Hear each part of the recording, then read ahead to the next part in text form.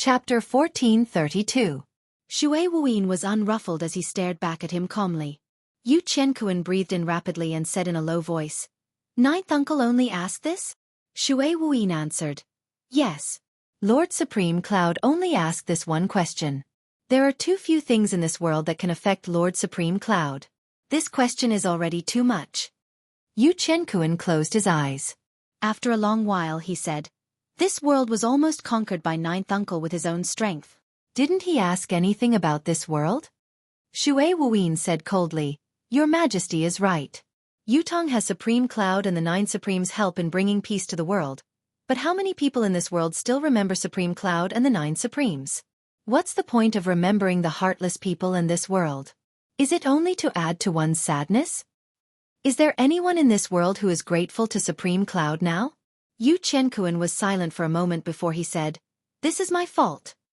Xue Wuyin was speechless, remaining silent for a long while. Yu Qianquan said sadly, "Wuyin, one person's fortune or the fate of the world, which is more important?" Xue Wuyin said faintly, "How can this commoner comment on such a grand principle? This commoner is only here to complete a request. When I return, I will have to report to Lord Supreme Cloud about King Xiaoyao's well-being." Yu Qianquan was silent for a moment before he said, "I have always hoped that Ninth Uncle could come to Tianxian again, to lend me a hand. What I don't understand is, can one really be unsentimental after becoming an immortal?" Xue Wuyin did not budge an inch as he said, "When has Lord Supreme Cloud ever been unsentimental? He has people and things that he cares about, like his father, Lord Xiaoyao King." Yu Qianquan said, "Wuyin, you are forcing me." Xue Wuyin said, "Why would your Majesty say so? This commoner has made it clear again and again that I am only here on Lord Supreme Cloud's request to ask your Majesty a question. How is this an interrogation? May I ask your Majesty, how is King Xiaoyao?" Yu Qianquan said with difficulty, "King Xiaoyao, his whereabouts are unknown now." "Why is his whereabouts unknown?" Xue Wuyin asked. A trace of anger flashed in Yu Qianquan's eyes as he said, "The country is in danger, and the mountains and rivers are in turmoil. I had no choice but to use all kinds of methods to lure Ninth Uncle down to the mortal world. But to no avail. In desperation, King Xiaoyao wanted to use the blood warning method to lure Ninth Uncle's soul to come to this world again." Xue Wuyin nodded and said, "In other words, the Freedom King is already dead." Yu Qianquan said angrily, "King Xiaoyao, for the sake of the millions and millions of people in the world, for the great cause of the dynasty, for the future of the empire, for the future of the world, you sacrificed yourself for the sake of righteousness." "Wuyin, you don't have to put it in such a bad way. This emperor knows that you're uncomfortable, and this emperor isn't feeling good either. However, the welfare of the people in this world is more important than the life and death of an individual. Anyone can tell which is more important."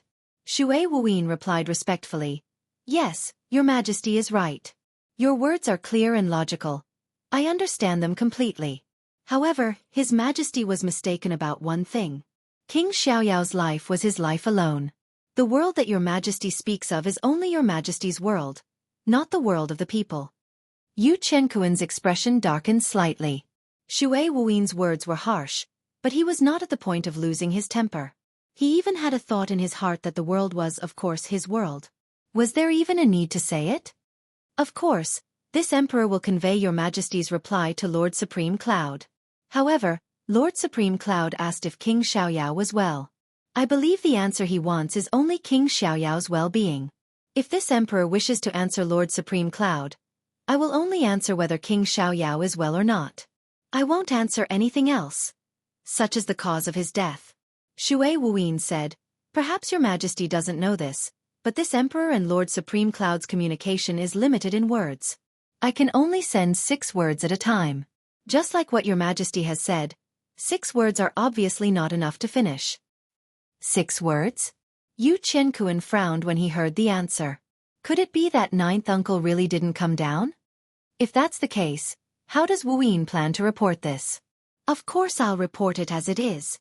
King Xiaoyao has passed away." "That's not appropriate," Yu Qianquan said. "Since Ninth Uncle wants to know the news, why not tell him the truth?" Xue Wuyin said, "The truth? Would your Majesty please state the content clearly?" Yu Qianquan said, How about suddenly ambushed and died? Xueqi was dumbfounded, speechless. I asked for 6 words and you've really given me 6 words. These 6 words made the content of what I wanted to say clear, and I even said almost everything. However, King Xiaoyao's cultivation base was profound and he had reached the pinnacle of this world where no one could challenge him. Furthermore, his status was revered and he held great authority. If he was suddenly ambushed and died, did this not mean that the empire of Yutong had encountered a great calamity? It was obvious that they were trying to lure Yun Yang to come to Tianxian again. Why must your majesty make Lord Supreme Cloud step into the mortal realm again? Let's just say these 6 words. There's no need to really submit a memorial anyway. Lord Supreme Cloud is right in front of you. Not only these 6 words. He had heard everything that was said during this exchange without missing a single word. An unprecedented crisis is looming over this land. Yu Qianquan sighed with melancholy. The late emperor was ambushed and poisoned. He was bedridden for several years and passed the throne to me. Now, I'm being threatened as well. My life is at stake. The country is in danger, the mountains and rivers are crumbling and we're in a precarious situation. Yutong is trying its best to save itself, but it's still not a match for the supernatural forces. If ninth uncle doesn't come, this world. King Xiaoyao died for the country, for the greater good and for the future of the world. Yu Qianquan heaved a long sigh. Xueqi said, "This lowly one understands. If your majesty has no other instructions, I shall take my leave now." Yu Qianquan said, "Wuyin, if ninth uncle asks, you must explain my difficulties. Comparing my safety to the country and the world." Xueqi could not hold it in any longer. He sneered and said, "Even if your majesty doesn't say it, this lowly one understands the crux of the matter. I've already made it clear to your majesty, but there's only one thing that needs to be clarified. As the saying goes, the safety of an individual is more important than the billions of people in the world. Your majesty has made it clear many times and everyone knows this. Then, this lowly one would like to ask, your majesty is the son of supreme earth and supreme water. Of course, you have to call these 2 seniors father and mother. However, I wonder if your majesty can also call the billions of people in this world father and mother?" Insolence! A roar that sounded like muffled thunder suddenly resounded. Yu Qianquan's face suddenly turned gloomy, and it seemed as if it was about to drip water. Xueqi was unfazed as he said, "This lowly one is merely asking for the truth. How is it rude to speak my mind? At least, this is how Lord King Xiaoyao is to Lord Supreme Cloud." He bowed lightly and said, "This lowly one shall take his leave." Yu Qianquan's face darkened as he watched Xueqi walk out. Just as Xueqi was about to reach the door, he suddenly spoke again. "Wuyin, this emperor's cordiality and sincerity. Are you really not going to consider staying behind to help this emperor?" He said sincerely, "The golden age is upon us. I need a martial world controller, a ruler of the night." "Wuyin, just a nod and you'll be the sovereign of the night." Xueqi could not help but admire this sovereign's magnanimity. He had already offended him to this extent, but the latter still wanted to recruit him. Furthermore, he could even make such a promise. "Your Majesty, aren't you angry that this lowly one has offended you?" "My wrath cannot extinguish your talents." Yu Qianquan took 2 steps forward with his hands behind his back. "Wuyin, my actions may have been heartless, but I don't regret them. The world's domination is in my hands, and I need absolute control. I know I'm lacking in virtue, but for the world's domination, I have no choice but to do so. I've done it before, and I'll do it in the future. I only ask for an everlasting achievement, an unparalleled glory as an emperor. And on this basis, I can give you as much scope as you have the ability to display it. As long as it's not a rebellion, I'll let everyone's talents be fully utilized. Even if this person curses me behind my back, I want to use his talents, and not his mouth. I'm heartless, but it's because I'm heartless that I'm impartial to each and every official." "Wuyin, stay." Xueqi paused at the entrance of the hall. After a long moment of silence, he said faintly, "Your Majesty, perhaps you don't know this, but this lowly one was loyal to Lord Supreme Wind back then. We're sworn brothers, brothers of life and death. This lowly one doesn't know the rest of the 9 Supremes, including Lord Supreme Cloud. After Lord Supreme Wind passed away, Lord Supreme Cloud invited me again and again. Coincidentally, Both of us have the same wish, which is to avenge Lord Supreme Wind. That's why we're walking the same path, with no regrets. To put it bluntly, Lord Supreme Cloud and I call each other brothers, and we entrust our lives to each other. This lowly one only knows these 2 brothers among the 9 supremes. The rest of them are not worth mentioning. His voice was tinged with pride. I don't know if your majesty believes it or not, but if I, Xue Wuyin, wanted to be rich and powerful in the officialdom, I could have achieved my wish a dozen years ago. Even if I couldn't rule the world, it wouldn't be difficult for me to get a high position. I, Xue Wuyin, consider myself a lowly one, a commoner. However, your majesty, please don't forget that this lowly one is the brother of Supreme Wind and Supreme Cloud, and can also be considered the brother of Supreme Earth and Supreme Water. If this lowly one is fortunate enough to see your majesty again, I hope that your majesty will address me as uncle. Finishing his words, he strode away. Xue Wuyin could no longer control his temper and uttered the last part in anger. Yu Qianquan had never called Yun Xiaoyao granduncle since the beginning. Even when he was ambushed and died, he had only addressed him as King Xiaoyao. He is King Xiaoyao and you are the emperor. Does that mean that you are still the senior? Talking about righteousness and sacrifice, your father will talk about human relations and seniority with you. I admire your ability and your breadth of mind, but I look down on your character. You are an emperor, but you are only an emperor. You are no longer human. But I am still human. Xue Wuyin left swiftly, an evaluation forming in his heart. Yu Qianquan was more than enough to be an emperor of a generation. On the surface, he was magnanimous, approachable, and courteous. But in reality, he was cold and indifferent. He was a hypocrite. Just like what he had said, a heartless man. Normally, an emperor could give up and sacrifice everything for his empire, but he would still want to possess some other things, such as loyalty, kinship, love, and all other beautiful things. What they lost could be called sacrifice, it could be called giving. Such sacrifice and giving were noble, but they were also forced. For example, the empire of Yutong's previous emperor, Yu Qianquan's grandfather, Yu Peiza, had endured humiliation for the sake of Yutong. He had even sacrificed his own life to protect the lives of his old officials. This was what it meant to be a sacrifice. This was the embodiment of camaraderie. However, Yu Qianquan was different. He only had his empire and his imperial power in his eyes. Other than these, he could give up anything else, including kinship, love, and everything else. Yes, it was abandonment. In the eyes of an emperor like Yu Qianquan, as long as the throne and the empire were still there, it did not matter what he had to give up. He would not feel uneasy.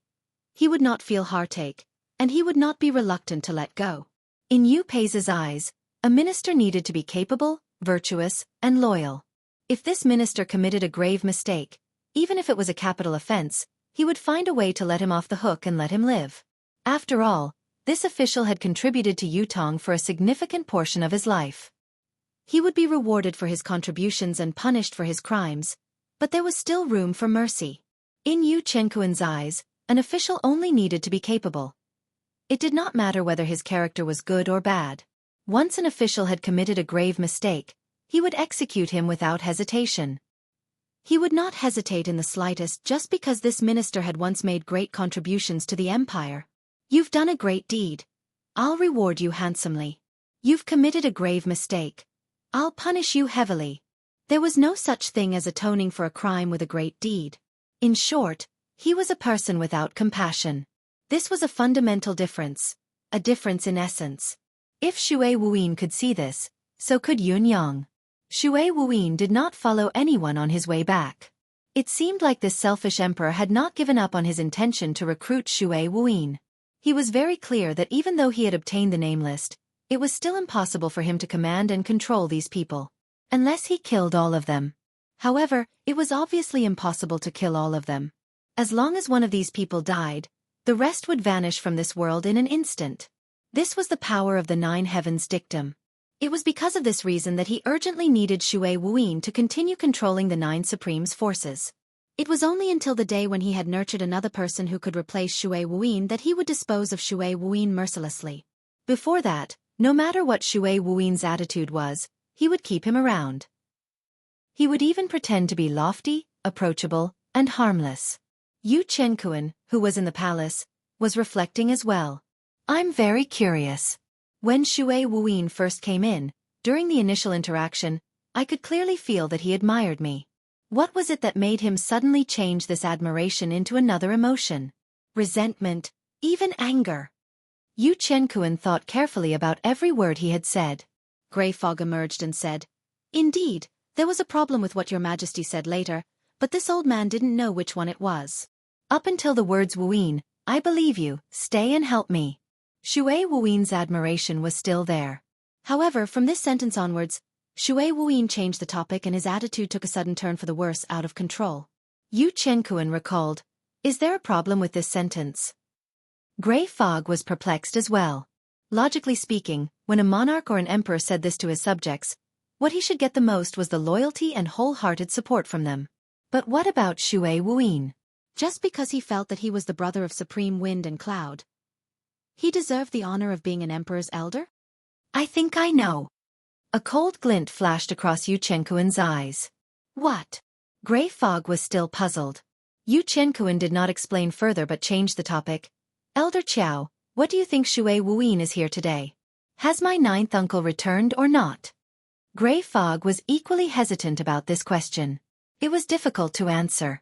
Before Xue Wuin's arrival, he was almost certain that Supreme Cloud was coming to Tianxian again.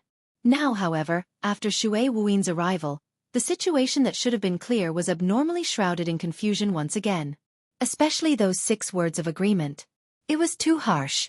If ninth uncle really comes again, what do you plan to do? Do you have a plan? Yu Qianquan frowned. Grey Mist smiled faintly. Your Majesty, you've overestimated us, or perhaps you've underestimated your ninth uncle. When Supreme Cloud was in the continent, he was powerful enough to uproot the school of Kismet State, but he wasn't unshakable. With my 10,000 years of cultivation, it's still up in the air who will emerge victorious. But now, even if my ability far surpasses the so-called pinnacle of this world and my soul form is almost invulnerable, your ninth uncle is someone who has ascended to immortality after all. If Lord Supreme Cloud really comes, I only have less than 5% chance of killing him. The remaining 95% chance is that I'll be killed by him. Neither of us will be injured, nor will we be wary of each other.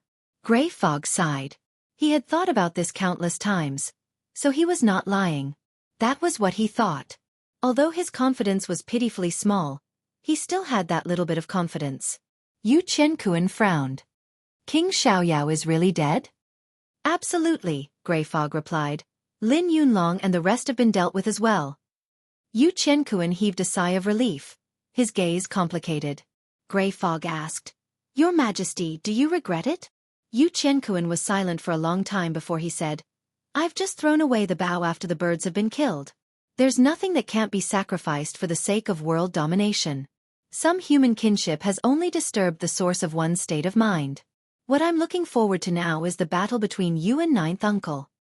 Grey Fog said solemnly, This old man will give his all in this battle. Yu Qianquan heaved a long sigh and said, If you win, what will you do?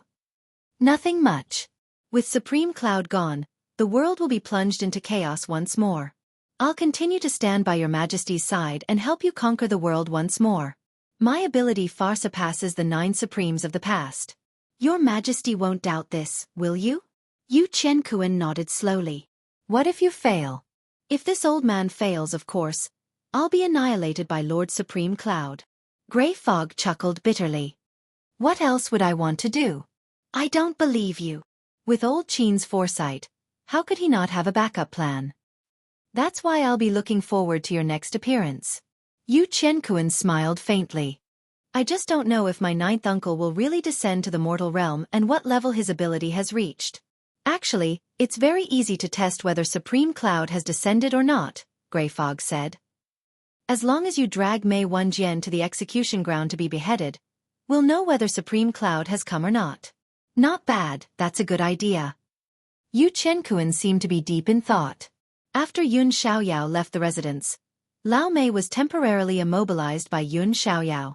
However, it was also during this interval that Yu Qianquan brought him to the palace and imprisoned him. From being temporarily immobilized, he was completely immobilized.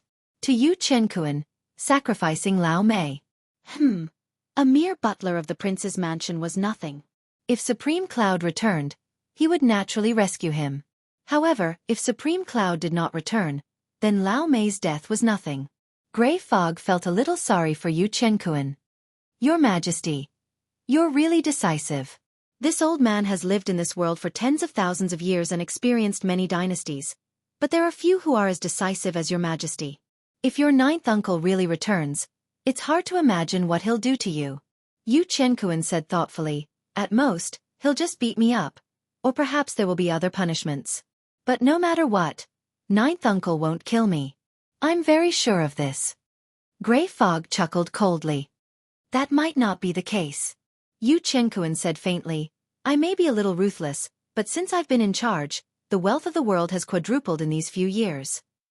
The people have also recovered from the chaos of war, and the population has even increased compared to before the war. Now, everyone in the world has food to eat and clothes to wear. Those who are slightly better off will have a scholar among them. They won't be completely illiterate. These are things that the previous emperors have not been able to achieve.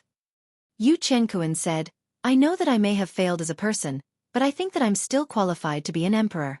Now that the golden age is coming, and I'm only a teenager, I have a lot of time to push this country to the peak of prosperity. In this country, I can achieve unprecedented achievements, and I can build a great dynasty that no one has ever seen before. For all of this, even if I have to give up something, sacrifice something, or use some means, it will all be worth it. I just need the right to speak. Ninth uncle will understand me. And he will support me. Yu Qianquan's voice was fanatical, but his eyes were calm. He understood all of his plans, and his life was already running wildly on the route of this plan. It was impossible to stop. Grey Fog was a little speechless. Looking at Yu Qianquan, who was full of confidence, even Grey Fog, a 10,000-year-old ghost, had to admit that this was indeed an unprecedented peerless emperor. The achievements he had just mentioned were not false. And this was only the beginning of his reign. If this continued, the world would definitely become a better place. This was something that even Grey Fog figure could not deny. However, the price to obtain all of this was the absolute ruthlessness of an emperor. Just as he had said, all he wanted was merit. Your Majesty, perhaps, you don't regret it now, but when you grow old, you will definitely have regrets. Yu Qianquan closed his eyes and said lightly, who can live without regrets? Feng Lingtian said, this chapter was finished in the afternoon, and he had been revising it. When he had just finished writing, there were only about 4,000 words, but he felt that he had not written it well enough. So he added and polished it, and in the end, he had actually written more than 6,000 words. But he still felt that it was not enough. But there was not enough time. He would publish it first for everyone to comment. Chapter 1433. After they returned, Yun Yang and Xue Wuyin faced each other in silence for a long time. Xue Wuyin stared at Yun Yang for a long time. Xue Wuyin had always known that Yun Yang was an intelligent person. He himself was a resourceful person. However, he had no idea what decision Yun Yang would make this time. Yun Yang had been attached to Xue Wuyin's body, listening to the entire process. He had seen every word that Yu Qianquan had said and done. There was no need for both of them to discuss anything further as they had already come to a conclusion. This is truly hilarious. Yun Yang sneered, finally speaking in a complicated tone. Xue Wuyin chuckled but still did not comment. Yun Yang then sighed deeply and said softly, just like what he said, I can't kill him. His birth, his parents, are his trump card to protect himself. I can't do anything about it. This is what my eldest brother didn't get back then. Eldest brother and fourth sister have suffered too much. There's also the credit that no one knows about.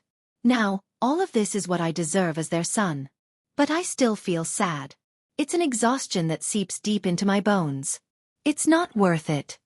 Yun Yang smirked coldly and said, such a sorrowful thing is right before my eyes. A tragedy that has long been twisted and made use of a great sentiment has fallen before me. I have to face it. It's just a pity and regret. Xue Wuyin smiled faintly. Boss, I understand what you're saying.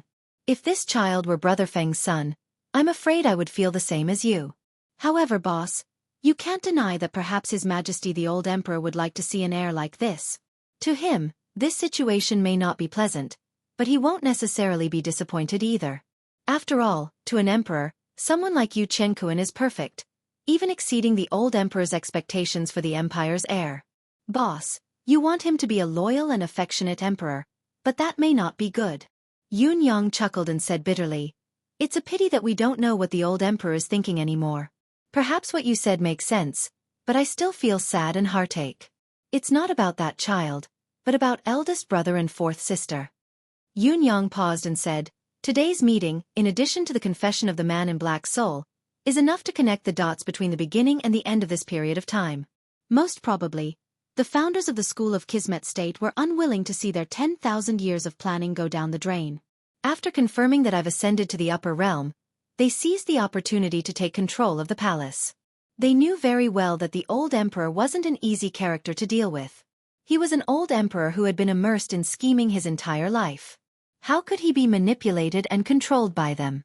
So the moment they took control of the royal family, they poisoned the old emperor.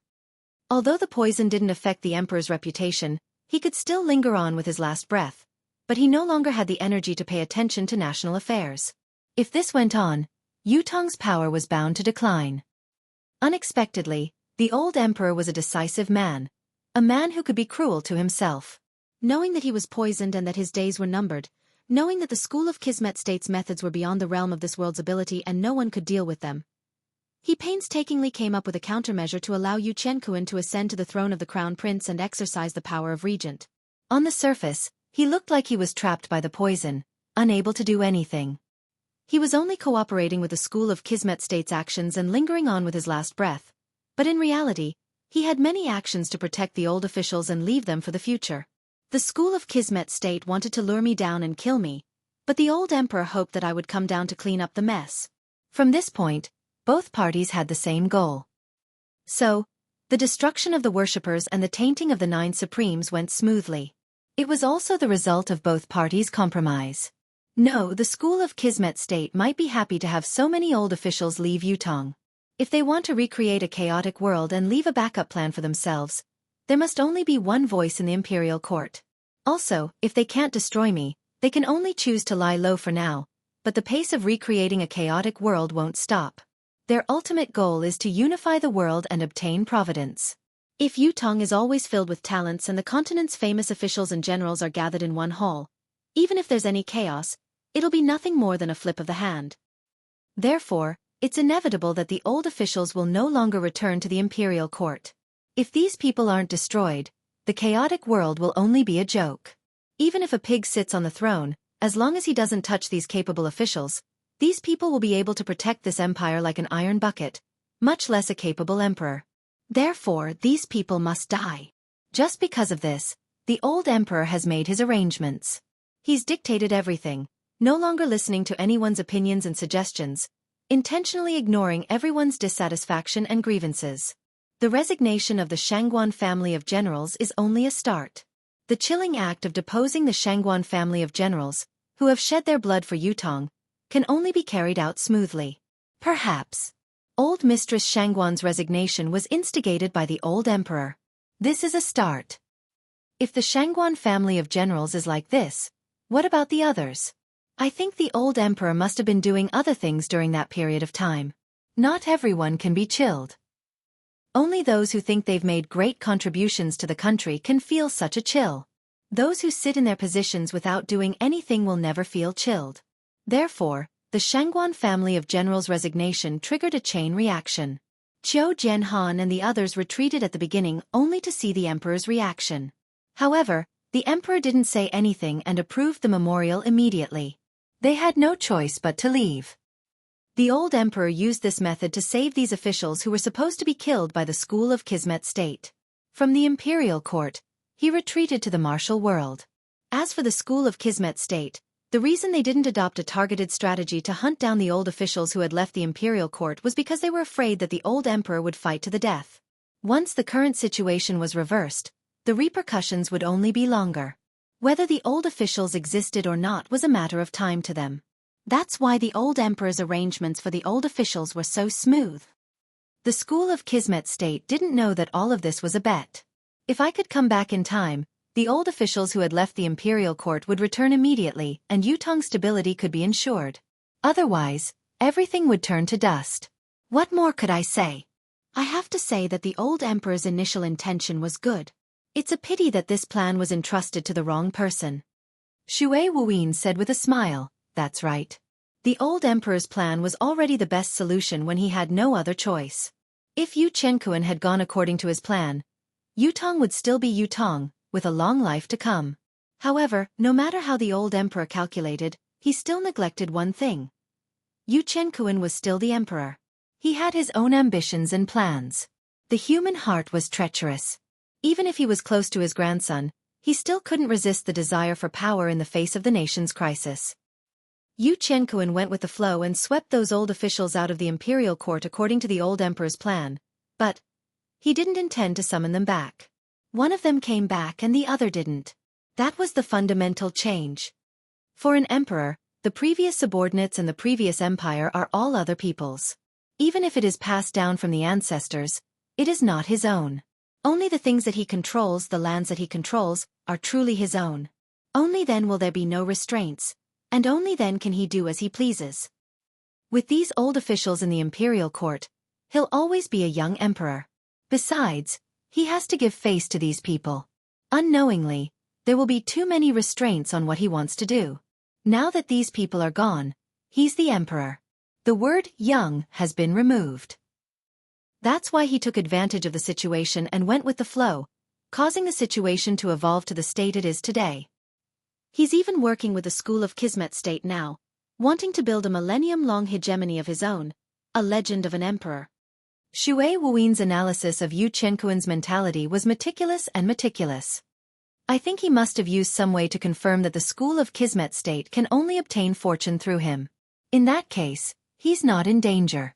Even if you come, my lord, with supreme earth and supreme water's relationship, even if you're disappointed, you won't kill him. That's why he can attack and defend at will. No matter who wins or loses, he'll be the victor. He's getting what he wants. Let me put it this way. Up until now, Yu Qianquan is destined to win. No matter how things develop and evolve in the future, Yu Qianquan will be the final and true victor. Even if Lord Supreme Cloud and the school of Kismet state destroy this heaven and earth, this world will still belong to him. He keeps saying that it's for the sake of the country, and that his personal safety is insignificant compared to the world. But in his heart, the world belongs to him, and he can overturn it and destroy it with a single thought. Based on this standpoint, anyone can sacrifice themselves for the country. It's only a process. As long as he's alive and still sitting in this position, everything else doesn't matter. The conversation in the palace continued, as did Yun Yang's. Yun Yang had finally heard the words as well. Push Plum 1 Jian out for execution.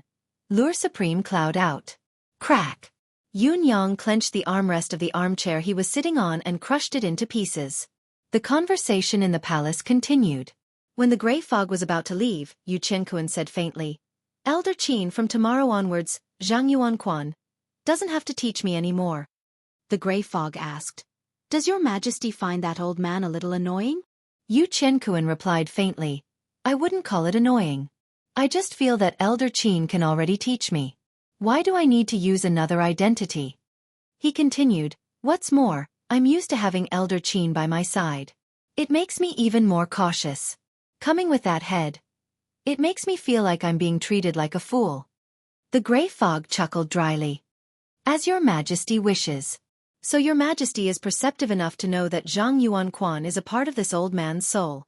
Yu Qianquan said coldly, How could a reputable scholar of virtue and virtue teach such a heartless way of emperor?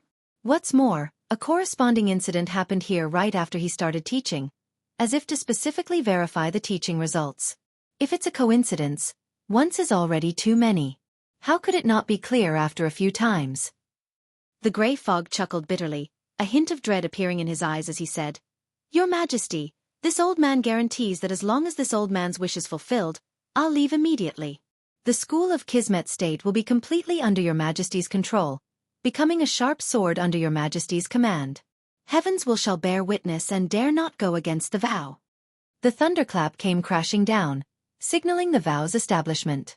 Yu Qianquan's expression remained unchanged as he said faintly, The school of Kismet state is in the world that I rule. It's mine to begin with. When this ends, no matter who wins or loses, your majesty will be undefeatable. However, the subsequent policies will surely be different, won't they? The gray fog said after a pause. Elder Qin, just say what you want to say, Yu Chenkuan said indifferently. If you wish for long-term peace, those who possess supreme arts and can wreak havoc in the world, your majesty must not be allowed to live. It's never just a saying that heroes break the law with their martial arts, the gray fog reminded him. I know. A cold glint flashed across Yu Chenkuan's eyes as he said faintly. However, everything can only be decided after my ninth uncle has left. It's meaningless to even talk about it now. The gray fog was silent for a moment before he said, So your majesty has never watched the battle between this old man and Supreme Cloud? Yu Chenkuan said indifferently, Do you think you'll win, Elder Qin? The gray fog kept quiet and said, How can this old man be satisfied if I don't fight? I've lived for 10,000 years and yet I'm not as good as a brat in his early 20s. Who can tolerate that? Yu Chenkuan's eyes were filled with mockery.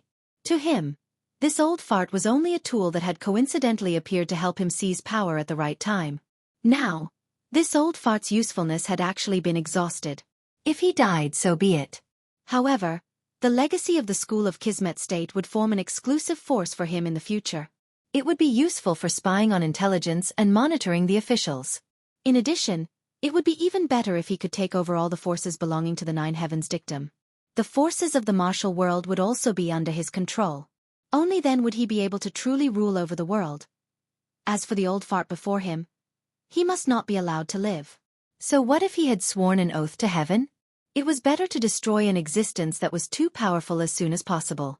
It would be best if ninth uncle could kill him. If he can't, I'll feign civility for a while longer. The other has already sworn an oath to heaven and is harmless to me. I'll always be in an invincible position. This old fart has mentioned again and again about living for 10,000 years. If I really manage to escape death this time, I might as well acknowledge him as the imperial preceptor and keep the art of immortality. Being an emperor of immortality is not a bad idea. But all this, I'll have to wait for you and ninth uncle to fight before I can come to a conclusion. The gray fog was still speaking. Supreme Cloud is undoubtedly powerful, a legend of a generation. His reputation is not undeserved, but it's only been a few years since he ascended. Even if he's improved, it's limited. According to the legends of Supreme Cloud back then, he's still lacking compared to me. Supreme Cloud's most famous technique of transforming into the wind and clouds, leaving no trace behind. This old man has been immersed in this art for 10,000 years. Even if Supreme Cloud is a prodigy, how far can he cultivate? It's just that he hasn't met an opponent that can restrain him in the past. He smiled confidently and said, Your Majesty, aren't you a little too confident in your ninth uncle? A mocking smirk hung at the corners of Yu Chenkuan's lips. I look forward to this grand event of the century, an earth-shattering battle. On the other side, Yun Yang sighed once more. He had completely given up. It turned out that Yu Chenkuan was well aware of the scholar Zhang Yuanquan. If the School of Kismet State's old fart was said to be the mastermind behind everything that was happening now, it would be more accurate to say that Yu Chenkuan was the real mastermind. At the very least, if it was only the old fart who was pushing for it, it would not be so fast. The heart of an emperor is so strange. Yun Yang sighed with his head held high. Could it be that after a person becomes an emperor, such a drastic change would occur? There was a stern look on his face as he called out, Wuyin. Xueqi stood up immediately. This young brother is here. He knew that Yun Yang must have made an important decision for him to speak in such a tone. You know what I'm thinking. I definitely can't kill Yu Chenkuan, but I don't want the people I care about to end up in a bad situation. Yun Yang said in a low voice. Therefore, we need to build our own force that's independent of Yutong. We also need to have the capability to intimidate the entire continent. A glint flashed across Xueqi's eyes. He could not be sure if Yun Yang was hinting at him. However, he did not say anything, taking it as a hint from Yun Yang. If he were to say it out loud and Yun Yang denied it, it would be difficult to proceed. Xueqi lowered his head in silence and said, Don't worry, boss. It's not difficult. Let's call it the School of Cloud then. Yun Yang said faintly, I'll provide you with the resources related to this matter. After I leave, You'll be in charge of everything else. I only want the results, not the process. Yes, replied Xueqi. You should know what I care about. Of course I do. Use your brain more. Yunyang said. Xueqi understood what he was referring to and said, I will. However, some of the elderly might not be able to hold on much longer. Besides, this matter itself is already a huge blow to them. When things become clear and they know that the late emperor's painstaking plan has been tampered with, they'll only be even more unable to take it. Yunyang nodded. This is a problem, but I'll settle everything before I leave. He stood up and said, now that things are clear, there's no more hesitation. It's a piece of cake for me to resolve this matter. After I'm done with this, I'll return to the bound of universe. Now that I've returned to Tianxian, it's a pity that things remain the same but people have changed. Yunyang said tiredly. However, there was a sense of enlightenment in his heart, a sense of relief. He could finally let go of his worries in this world. From then on, his state of mind was clear. It turned out that what he missed the most and couldn't let go of was this place. Now he could finally let it go. After settling this matter and finding Yun Xiaoyao, he would leave a sea of resources to build a safe force.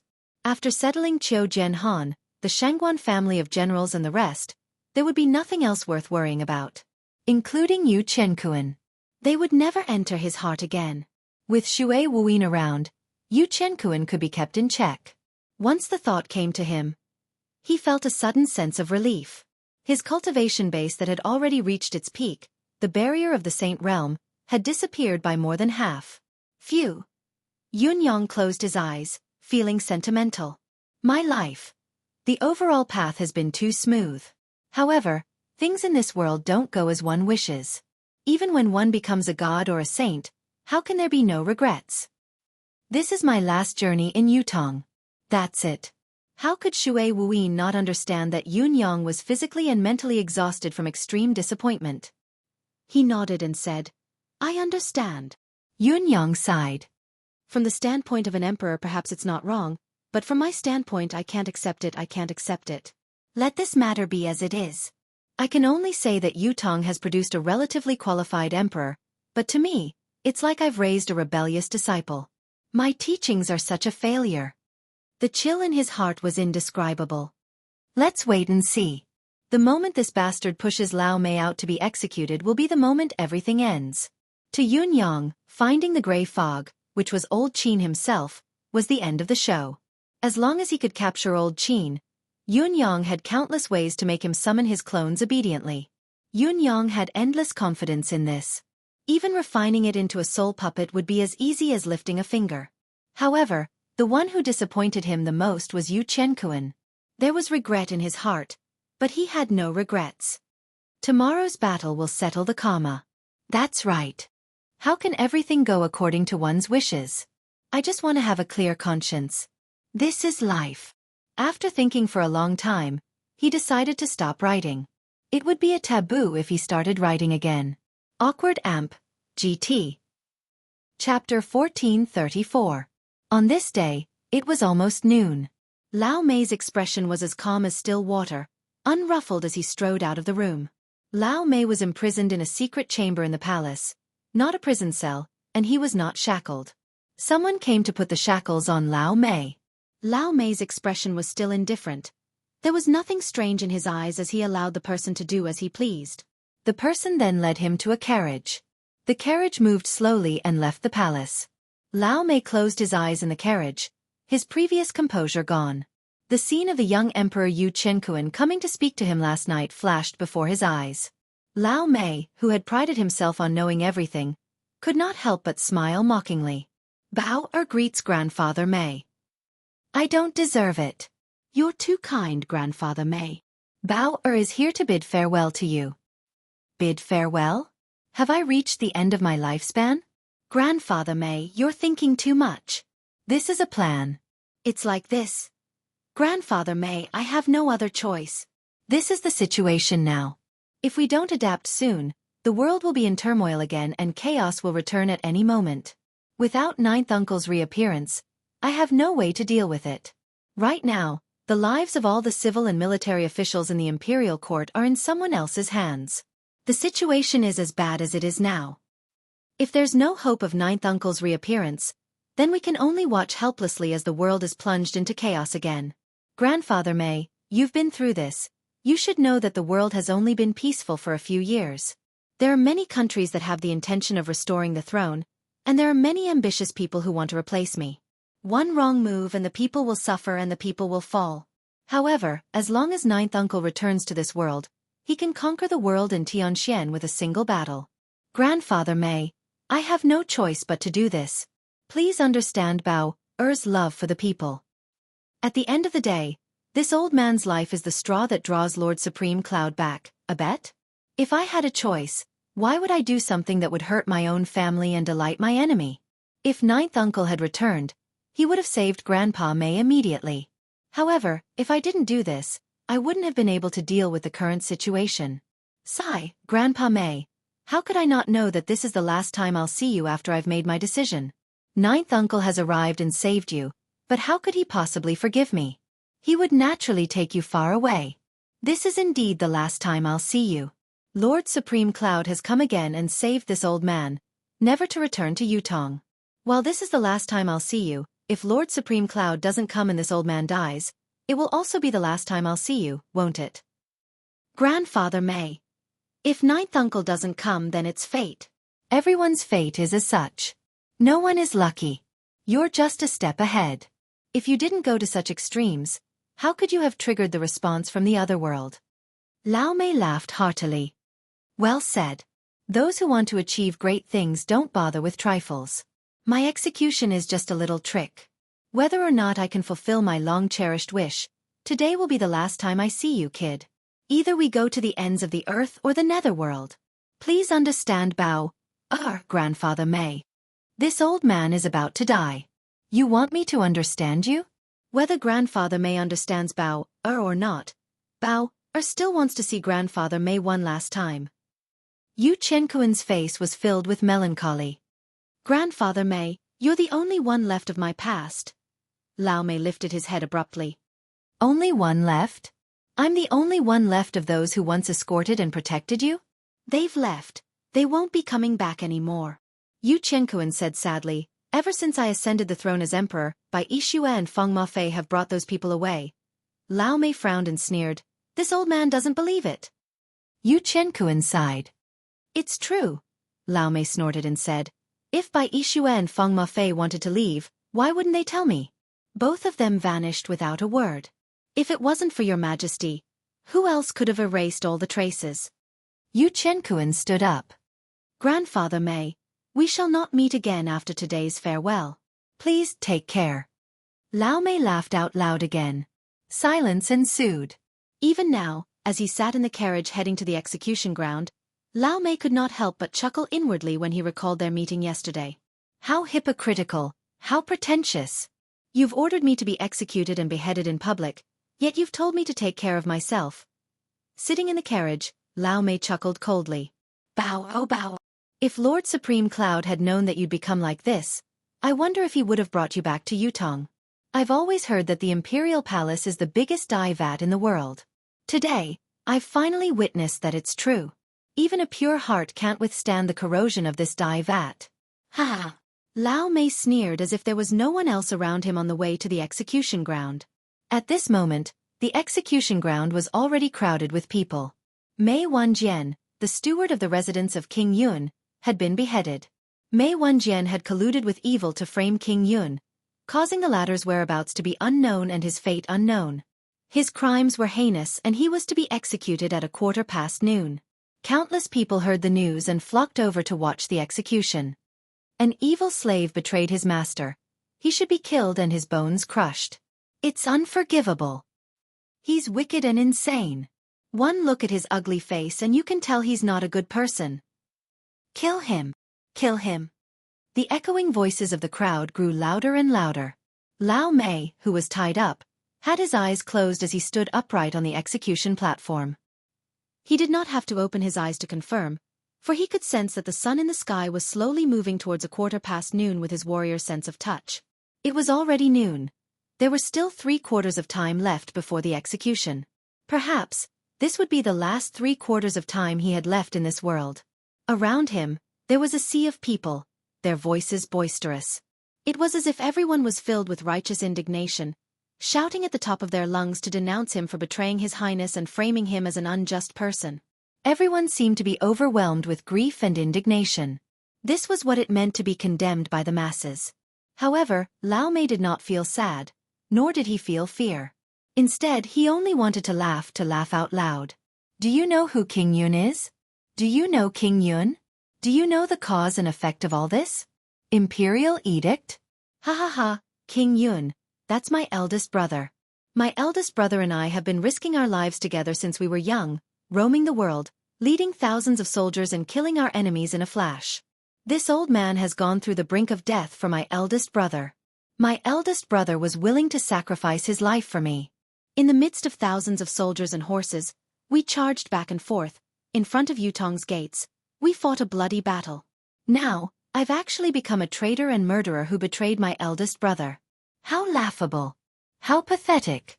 Do you know that if my eldest brother wanted me dead, he wouldn't even need to say a word, just a glance would suffice. On the other hand, if I wanted my eldest brother's life, he would definitely tie himself up and pass the saber to me. If I couldn't bear to do it myself, he would do it himself, cutting off his head and sending it to me. This is the bond between us brothers. What do you all know? Lao Mei stood on the execution platform, suddenly feeling more and more disheartened. The bloody battle, the narrow escape, everything that had happened, the hundreds of scars on his body. What was it for? What was it for? Everyone was responsible for the rise and fall of the world? The sighing of the living, the suffering of the people? Ha ha ha. Lao Mei closed his eyes and suddenly laughed at the sky, his laughter growing louder. Ha ha ha ha. It's 1/4 to the afternoon. A loud shout rang out. The crowd fell silent. An arrow of command was tossed down from above, followed by an icy command. Behead. It was only one word. The executioner strode forward, the ghost head saber glinting coldly as it pointed at Lao Mei. The executioner reached out and plucked out the death saber from Lao Mei's back, shouting, You and I have no enmity in the past, no enmity in the present. This is my duty, and I have no choice but to do it. Rest in peace on your way to the netherworld, and may you enjoy riches and glory in your next life. A bowl of strong wine was served to Lao Mei. The decapitation wine, drunk to the netherworld. Lao Mei laughed, his head moving as he knocked the bowl of wine to the ground. Could one still see their original intentions in this demon's world? Was this filthy mortal world still worth remembering? Even if there's a next life, I don't want it anymore. The executioner was unconcerned. He made a living by beheading and had spent half his life immersed in this art. He had faced too many people who were about to be beheaded and had seen all kinds of reactions. He poured himself a bowl of strong wine and drank half of it with a tilt of his head. He then poured the rest of the wine onto the ghost head saber and raised it up high, shouting, The gates of hell have opened, please be on your way. The ghost head saber whistled as it fell. This was a decisive slash, a slash that severed everything in its path. Just as the decapitation was about to land, a low grunt rang out from afar. The muffled sound could be heard from afar, but it did not seem to be particularly loud, as if someone had made the sound nearby. However, with this sound, the space within 1,000 feet radius of the execution ground suddenly collapsed. The ghost head saber in the executioner's hand was split into two. Then a faint voice rang out. Who dares to kill my brother? It was Yun Xiaoyao's voice. Yun Yang, who was about to make his move, was startled, an inexplicable joy that he could hardly contain rising in his heart. His father was not dead. Before this, Shangguan Lingxiu and Xue Wuyin had comforted Yun Yang many times, and Yun Yang had analyzed the situation thoroughly, trying to tell himself that Yun Xiaoyao was not dead, that he had only disappeared for some reason, that no news was good news, and so on. However, how could Yun Yang not be worried? How could he not miss him? Ever since he vaguely knew that some of the 9 Supreme's elder brothers might not be dead, or even that most of them were not, Yun Yang had subtly invested more of his feelings into Yun Xiaoyao. He was not related to him by blood, but he seemed to be related by blood. Yun Yang was even afraid that if Yun Xiaoyao had really died because of Yu Chenkuan, could he really let him go? Now, Yun Xiaoyao had actually reappeared and appeared in the execution ground to save Lao Mei. It was a blessing from the heavens, making Yun Yang overjoyed. How dare you, thief! Just as Yun Xiaoyao's silhouette appeared and his voice rang out, 5 gray silhouettes appeared, tearing through the air from 5 different directions and charging towards Yun Xiaoyao. Then, an unusually intense battle broke out. Yun Xiaoyao let out a long howl. Whoever wants to kill Mei Wenjian will be my, Yun Xiaoyao's, mortal enemy. The 5 strange enemies did not respond, but launched their attacks in unison, launching a ferocious assault on Yun Xiaoyao. Although Yun Xiaoyao would not be defeated on the spot, he could not spare any time to help Lao Mei. But the fact that he had arrived was already very clear. He had revealed his identity at the first instant. I am King Xiaoyao. King Xiaoyao is me. I, Yun Xiaoyao, am not dead, so the accusation of Mei Wenjian murdering King Xiaoyao will naturally fall apart. The battle grew more intense, but the battle was also pulled further away. It was obvious that the enemies had forced Yun Xiaoyao far away, as the sounds of the battle grew further and further away from the execution ground. Just then, the executioner on the stage snorted coldly. How dare a thief impersonate King Xiaoyao with malicious intentions? After a pause, he continued, malicious intentions? Wishful thinking. Guards, continue the execution. Right at this moment, whoosh, whoosh, whoosh. The originally clear and cloudless sky was suddenly filled with the sound of howling wind. It only took a moment for the wind to howl, growing more and more ferocious. Gradually, it was so strong that the people present could barely open their eyes. Far away, Yu Qianquan and a masked man in black beside him, who were incognito and watching from a higher stand, had a serious look in their eyes. From the start to the ferocity of this gust of wind, it was only a matter of a split second. It was unusual. Someone was obviously making a move. Just as the wind was about to die down, countless clouds surged and rolled in the sky. It was as if a pot had been boiled, and they were gathering in this direction from all directions. North, south, east and west, white clouds as thick as mountains could be seen. They rolled and surged, growing thicker and more numerous. They rolled and rolled, surging over. As the saying goes, the wind rises and the clouds gather, and the wind sweeps away the clouds. But today, even though the wind was like a dragon, sweeping across the world, the thick white clouds in the sky were completely unaffected by the wind, and continued to pour in from all directions. Everyone instinctively lifted their heads to look at the spectacle. It was a marvelous sight. There was still an azure blue sky in the sky, surrounded by white clouds that resembled a raging sea. Further out, more clouds were surging in, gradually joining the 4 directions. In the end, only the blue sky above their heads was left. No, even the remaining blue sky was shrinking bit by bit, being devoured and devoured by the sea of clouds. When the white clouds had completely covered the blue sky, the howling wind had reached its peak. When it swept past the ground again, it stopped abruptly. There was no wind at all. Only the white clouds in the sky were still tumbling endlessly. They were like towering mountains that kept piling up in the sky. Down below, the entire execution ground, the entire Tiantang city, was dumbfounded, rooted to the spot. This feeling. It was clearly a very familiar feeling. It was so familiar that the long-buried memory was suddenly recalled. The name that had controlled the world's winds and clouds all those years ago was uttered uncontrollably, unable to be suppressed. Lord Supreme Cloud. Chapter 1435. In the sky above Tiantang City. The clear sky in the middle was like a giant whirlpool. It caused the clouds in the sky to spin slowly, from slow to fast. It was as if something was about to form, but the person controlling everything behind the scenes was not in a hurry. He moved slowly, as if he was purposely keeping the scene for a little longer. He wanted everyone in the world to see the scene and the entire process of its formation. Looking at the earth-shattering phenomenon in the sky, countless people sighed inwardly. Too many people could not help but think of the same thing. Such an ability. Such a godly skill. Such overwhelming power. Could it be controlled by a worldly imperial power? Could it be nurtured? It was utter nonsense. You could nurture civil officials and generals, but could you nurture a god? Countless people were overcome with emotion. It had been 7 years since Supreme Cloud had left. 7 years was a long time to the mundane world. After all, to an ordinary person, a person who had disappeared from their sight for more than half a year was enough to be forgotten completely. What was more, it had been 7 years. Let me say this, Do not think that this is an exaggeration. In our lives, many people have either passed away or left familiar environments, never to be seen again. Then, in a very short time we would forget about them. Even if they were family or close friends, it would be difficult to remember them after 2 to 3 years. Those who have experienced it can understand, but those who have not, please do not spout nonsense. Only one thing to say. How many of your elementary school classmates can you remember clearly when you're in high school? The clouds in the sky were still spinning freely. The people's senses grew stronger, as if the entire heaven and earth were spinning and dancing with the clouds. Suddenly, with a soft whoosh, the sky that had been obscured by the clouds returned to its clear, cloudless day.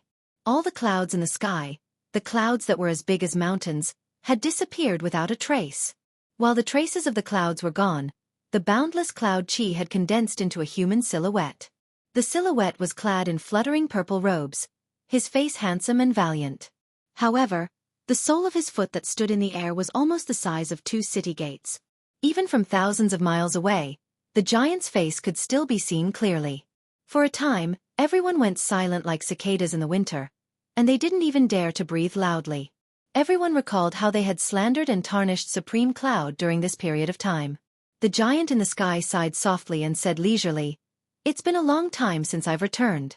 I didn't expect that there would be no trace of the 9 Supremes left in this world." He smiled faintly. If that's the case, the name Supreme Cloud should disappear from this world. He waved his hand and said, "However, I won't allow you to kill the heroes of the past." With a wave of his hand, Lao Mei, who had been tied up tightly, floated up into Supreme Cloud's palm. The rope disappeared in an instant. Supreme Cloud's leisurely voice rang out, "The butler of the residence of King Yun, Lao Mei." The famous name, Mei Wenjian. Back then, although he was a deputy general under King Yun's command, he went through the Battle of the Fort of Crimson Soul, the Battle of Daegu Mountain, the Battle of Pingling Fort, the Battle of the Fortress of Resilience. This man and King Yun were like brothers. When King Yun was conferred the title of Marquis Xiaoyao, Mei Wenjian felt that he was severely injured and couldn't contribute to the country, so he followed King Yun out of the military and managed the family business for King Yun. Although he was called the butler, he was actually King Yun's brother. Such an iron-blooded man. Supreme Cloud's voice echoed throughout the world. Now, he's being condemned as a traitor and beheaded in public. This isn't Mei Wenjian's sorrow, it's the Empire of Yutong's and the entire nation's sorrow. Meritorious minister. The traitor who was about to be beheaded was actually being praised as a meritorious minister by Lord Supreme Cloud who had returned. At this moment, countless people's faces and ears were flushed red. Regardless of whether they were nearby or thousands of li away, they were all ashamed. Thinking back to how King Xiaoyao and King Yun had appeared to prove Mei Wenjian's innocence, no one had paid any attention to them. Furthermore, they had been cursing Mei Qianjian unrestrainedly and throwing random items at him. All of them were so ashamed that they couldn't even raise their heads. Someone shouted from the crowd, "Lord Supreme Cloud, it's not that we're ignorant or unreasonable. It's just that we're helpless against the current situation. There are many things that we can't control. Before the officials notice, we can only follow blindly." Yun Yang chuckled mockingly and said, "What a great word to use. Well used, well used. As the saying goes, one who doesn't know is not guilty. Indeed, there's no way to punish someone who wishes to be guilty." However, when the 9 Supremes attacked from all sides, the mountains shook and the earth quaked, the wind and thunder rolled, the water and fire soared into the sky. Surely many of you remember? Some of you have even experienced it personally, haven't you? The whole of Yutong is now filled with curses against the 9 Supremes. Where are all of you? With those things that you've experienced and encountered personally, how can you say that you're following blindly? The man below was immediately speechless and speechless. When the 9 Supremes dominated the world, there were too many people who had witnessed the 9 Supremes' miracles. There were even more people who were saved by the 9 Supremes from danger. How could they forget the past? Who knew how many times they had dreamt of the 9 Supremes dominating the battlefield and helping those in need? However, they had been brainwashed and interpreted over and over again all these years. The landslides back then were actually explosives that had been set up beforehand. The smell of smoke after the battle had already proven this point. And so on and so on. The change of the weather and the rise of the lightning were merely astronomical phenomena that had been predicted a long time ago. The brilliant scholars of the imperial astronomer had repeatedly deduced the season, direction of the wind, and the change in temperature. Finally, they came to the conclusion that the wind and clouds were in their hands and the lightning and thunder were under their control. There was also the rising of water and fire, and the soaring of blood and chi. The former was caused by digging tunnels and collapsing dams in advance. Countless kerosene had been placed in advance, and when the water surged, the kerosene was poured on top of it. That was how water and fire came together. Water was used to resist fire, and its power was unwavering. The latter was even simpler. That battlefield was not littered with corpses and blood flowed like rivers. The so-called blood and chi in the sky was just a gimmick. For heroes, enemies of 10,000, and experts, the most straightforward example was that those who were twice as strong as an ordinary person would be known as Hercules. Those who were 10 times more powerful than an ordinary person would be considered a superhuman. However, could one defeat 100 people even if he was 10 times more powerful than an ordinary person? The people asked themselves, "That's true. Even if I had 10 times more power and could easily kill 8 to 10 people, I couldn't possibly defeat 100 people." Therefore, those heroes who could wipe out thousands of enemies were really just an image that the country needed. Now that the world was at peace, there was no need for those heroic images to intimidate people. It was reasonable to tell the truth. All kinds of scientific interpretations and all kinds of assertions that made people feel as if they had experienced it for themselves completely reduced the legendary achievements of divine power to nothingness. This left everyone with only one feeling. Wow, so that's how it is. That's reasonable. I said, I'm so powerful, but I can't even kill a dog. Then how could someone else kill 1,000 people like me with one punch? It's obviously a lie. Where is such a person? Why don't you ask him to try and punch me? All kinds of people who understood it were arrogant, disdainful, and cold. All kinds of people who believed in it were ridiculed and despised again and again. Wow, this person is so stupid. He actually believed in a made-up legend. Everyone, come and watch this idiot. Over time, all kinds of ridiculous things happened. Coupled with the inaction of the government, and even adding fuel to the fire, the original unwavering belief began to waver. Even if at first they still tried their best to maintain it. I saw it with my own eyes. They did not guard against people coming out immediately, quoting the classics and ridiculing. Brother, did you see that? What is written here is what you saw back then, what you experienced, what you saw with your own eyes. That is the truth. History is not a story, not a fairy tale. How could the people involved not be shaken? Not to mention that the heroes of that time were long gone. They could not reappear and perform miracles to testify for you.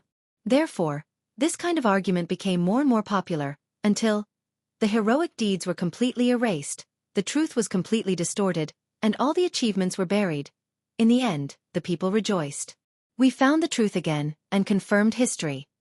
At this moment, there was only silence below. When the miracle happened again, when the heroes reappeared and smashed reality right into their faces, everyone felt regret, sincere regret. What they had tried so hard to deny, what they had tried to destroy, what they had tried to humiliate, and what they had purposely trampled on, was actually our backbone, our dignity, our pride, and our beliefs. In the air, Yun Yang chuckled faintly. With a wave of his hand, Lao Mei was already nowhere to be seen. He waved his hand and said faintly, "Haven't you been looking for me to come down and fight you?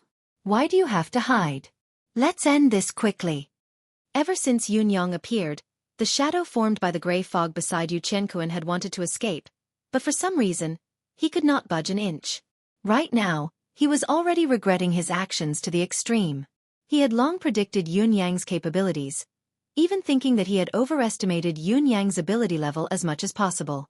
He was confident that he could deal with him. Even if he could not win in one go, there was still room for negotiation.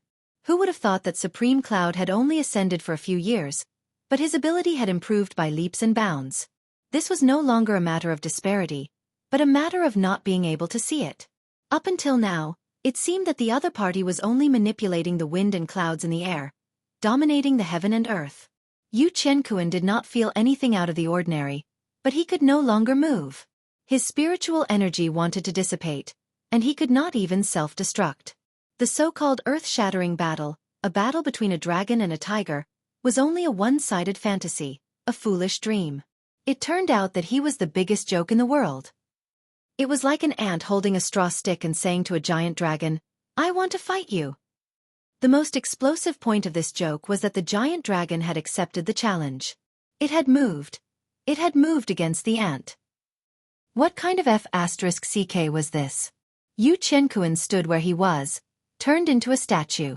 He was dumbfounded and speechless. His eyes were wide as he stared at Yun Yang, who had turned into a towering giant in the air. The words "ninth uncle" were at the tip of his tongue, but he could not utter them. Yun Yang extended his hand and said faintly, "Come." With a soft swoosh, a ray of golden light shot out from Yun Yang's palm and turned into a golden path. It crossed thousands of feet and came before gray fog. Gray mist. Elder Qin, the founding ancestor of the school of Kismet State, landed on the golden path in a daze uncontrollably. Under the watchful eyes of millions of people, the golden path shortened bit by bit. It shrunk all the way back into Yun Yang's palm. Elder Qin finally appeared in front of Yun Yang. To be exact, he was on Yun Yang's palm. "Your surname is Qin?" Yun Yang pinched Elder Qin with 2 fingers and looked at him curiously. "I heard that you've hidden a lot of your power. Since this is a battle of life and death, we won't rest until one of us is dead. Why don't you call them out for me to see and broaden my horizons?" Gray Fog's Elder Qin could not help but tremble, unable to control himself. "You still have 6 ghost messengers?" "Oh no, there are only 5 left now. I've already caught one. It should be the 5 fellows who are attacking my father over there, right?" Yun Yang said faintly, "Since everyone has shown themselves, let them all come over then." With a swoosh, the 5 strange shadows that were battling Yun Xiaoyao appeared in Yun Yang's hands as if they were commanded to do so. Yun Yang fiddled with them casually, placing the other 5 spirits together with Elder Qin. The 6 souls were all trembling in Yun Yang's palm. At this moment, Elder Qin, the founding ancestor of the school of Kismet State, was not just freaking out. He was basically doubting his own life. What kind of divine power was this? How could anyone in this world possess such boundless power?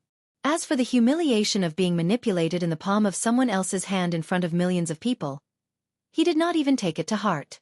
How could he care about such trivial matters now? "I've never understood where you fellows get your courage from." Yun Yang sighed and said, "I've already left this world, but you fellows still have to think of ways to bring me back. Do you still want to kill me? Now, I'm standing here as you wish. It's a pity that you fellows." Yun Yang sighed softly, "So weak that I'm not even interested in taking a look at you. So weak that I'm not even interested in taking a look at you." Elder Qin could only feel an extreme humiliation surging in his heart. His emotions that had been suppressed to the lowest point surged once more. "Supreme Cloud!" Elder Qin shouted with all his might. "Right now in this situation, it's not that we're too weak, it's that you're too strong. So strong that you're unshakable and unrivaled. We're not on the same level as you at all. If we were to forcefully compare ourselves, it would only be obvious who's superior and who's inferior. What's the point?" Yun Yang could not help but chuckle. "That's right. But the source of this is you fellows who summoned me here by force. Haven't you fellows thought that I, who has already ascended to the upper realm, am no longer on the same level as you fellows? Shouldn't you have long known that you're asking for humiliation and overestimating your own capabilities if you insist on fighting me?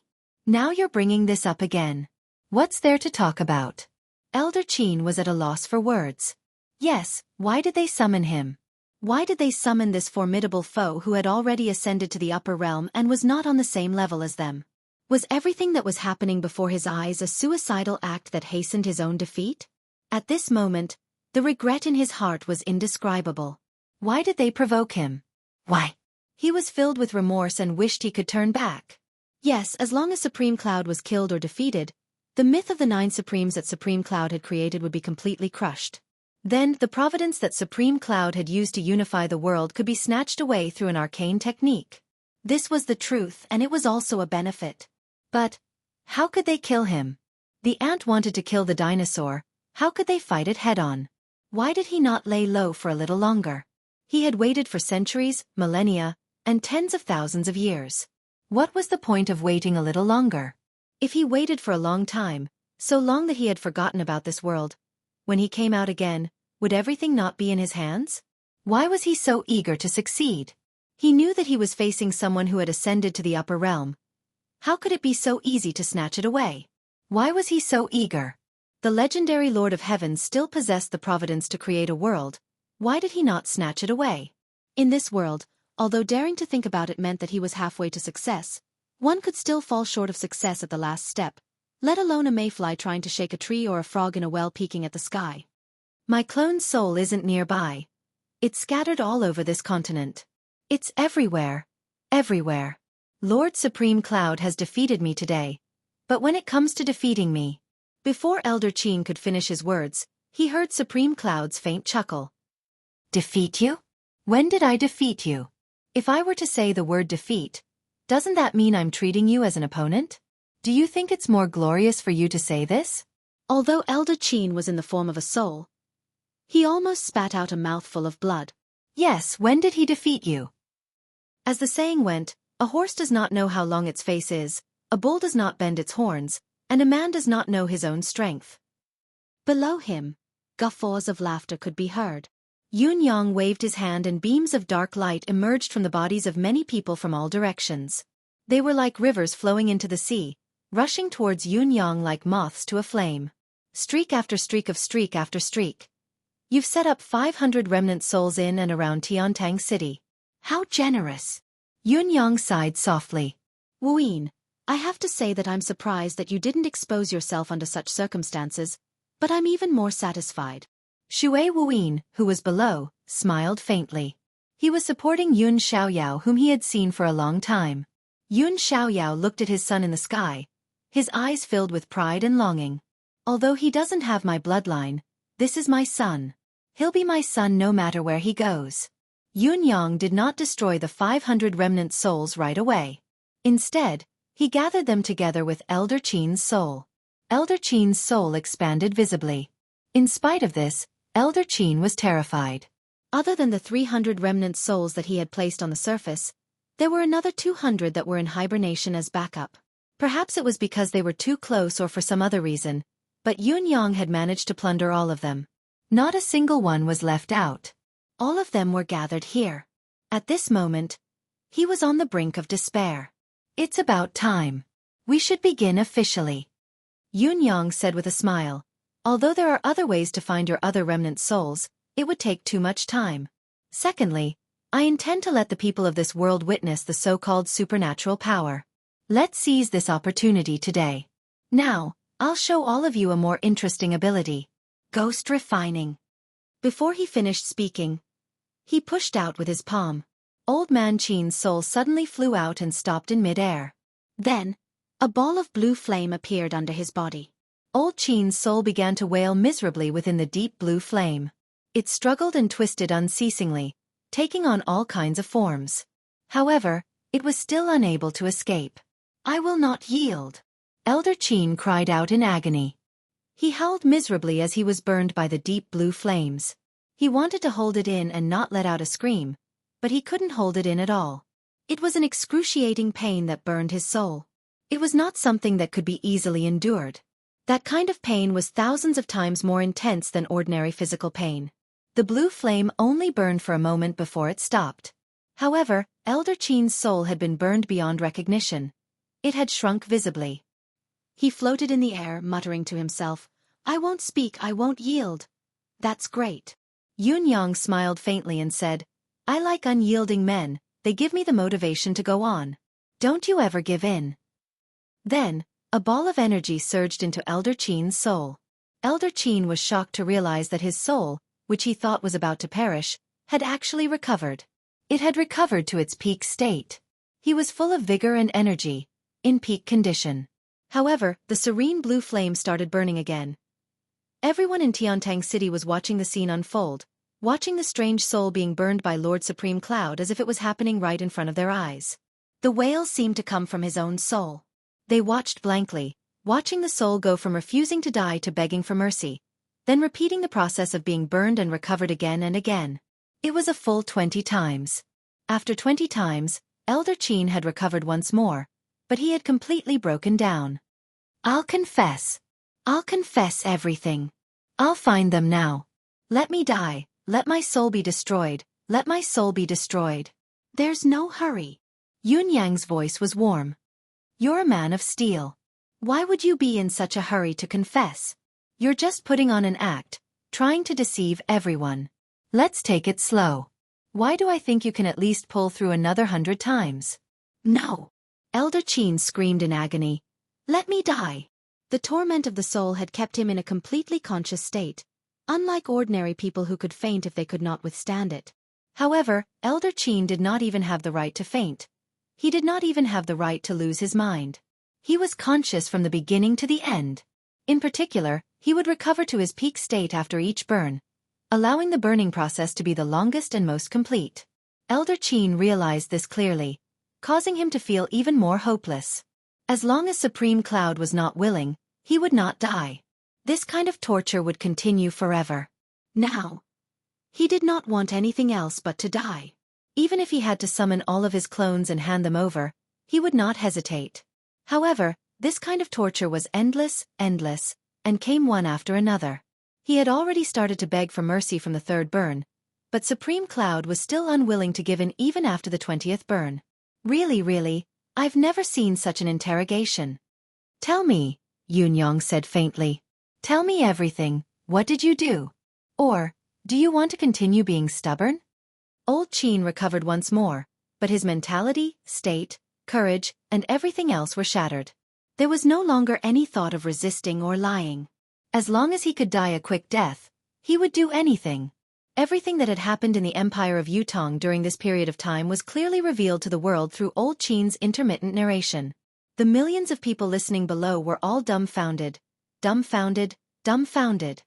Qianquan, who was on the stage, looked ashen.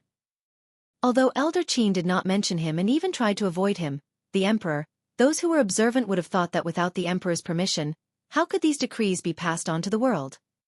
Chapter 1436. A moment later. The entire square and the people of Tiantang City were still immersed in a stupefied atmosphere. Their first thought was that they seemed to have fallen into a huge conspiracy, that they had been deceived, that they had been used from the beginning to the end. Furthermore, they had become a tool used by the bad guys to attack the person they were supposed to respect the most. Even though no one had spoken for a long time and there wasn't the slightest sound, the entire place was silent, but everyone's rapid breathing had long since sold out their state of mind and emotions, and an extreme rage that was waiting to erupt could surge out at any moment.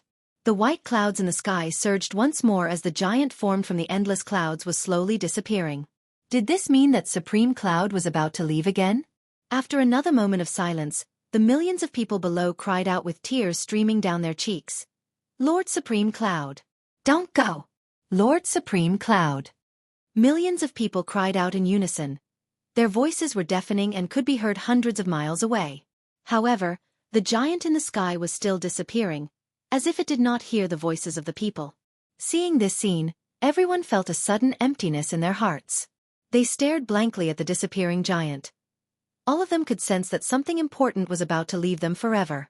Many of them suddenly recalled that the spot right below where the cloud giant had materialized was where Supreme Cloud's stone statue had once stood.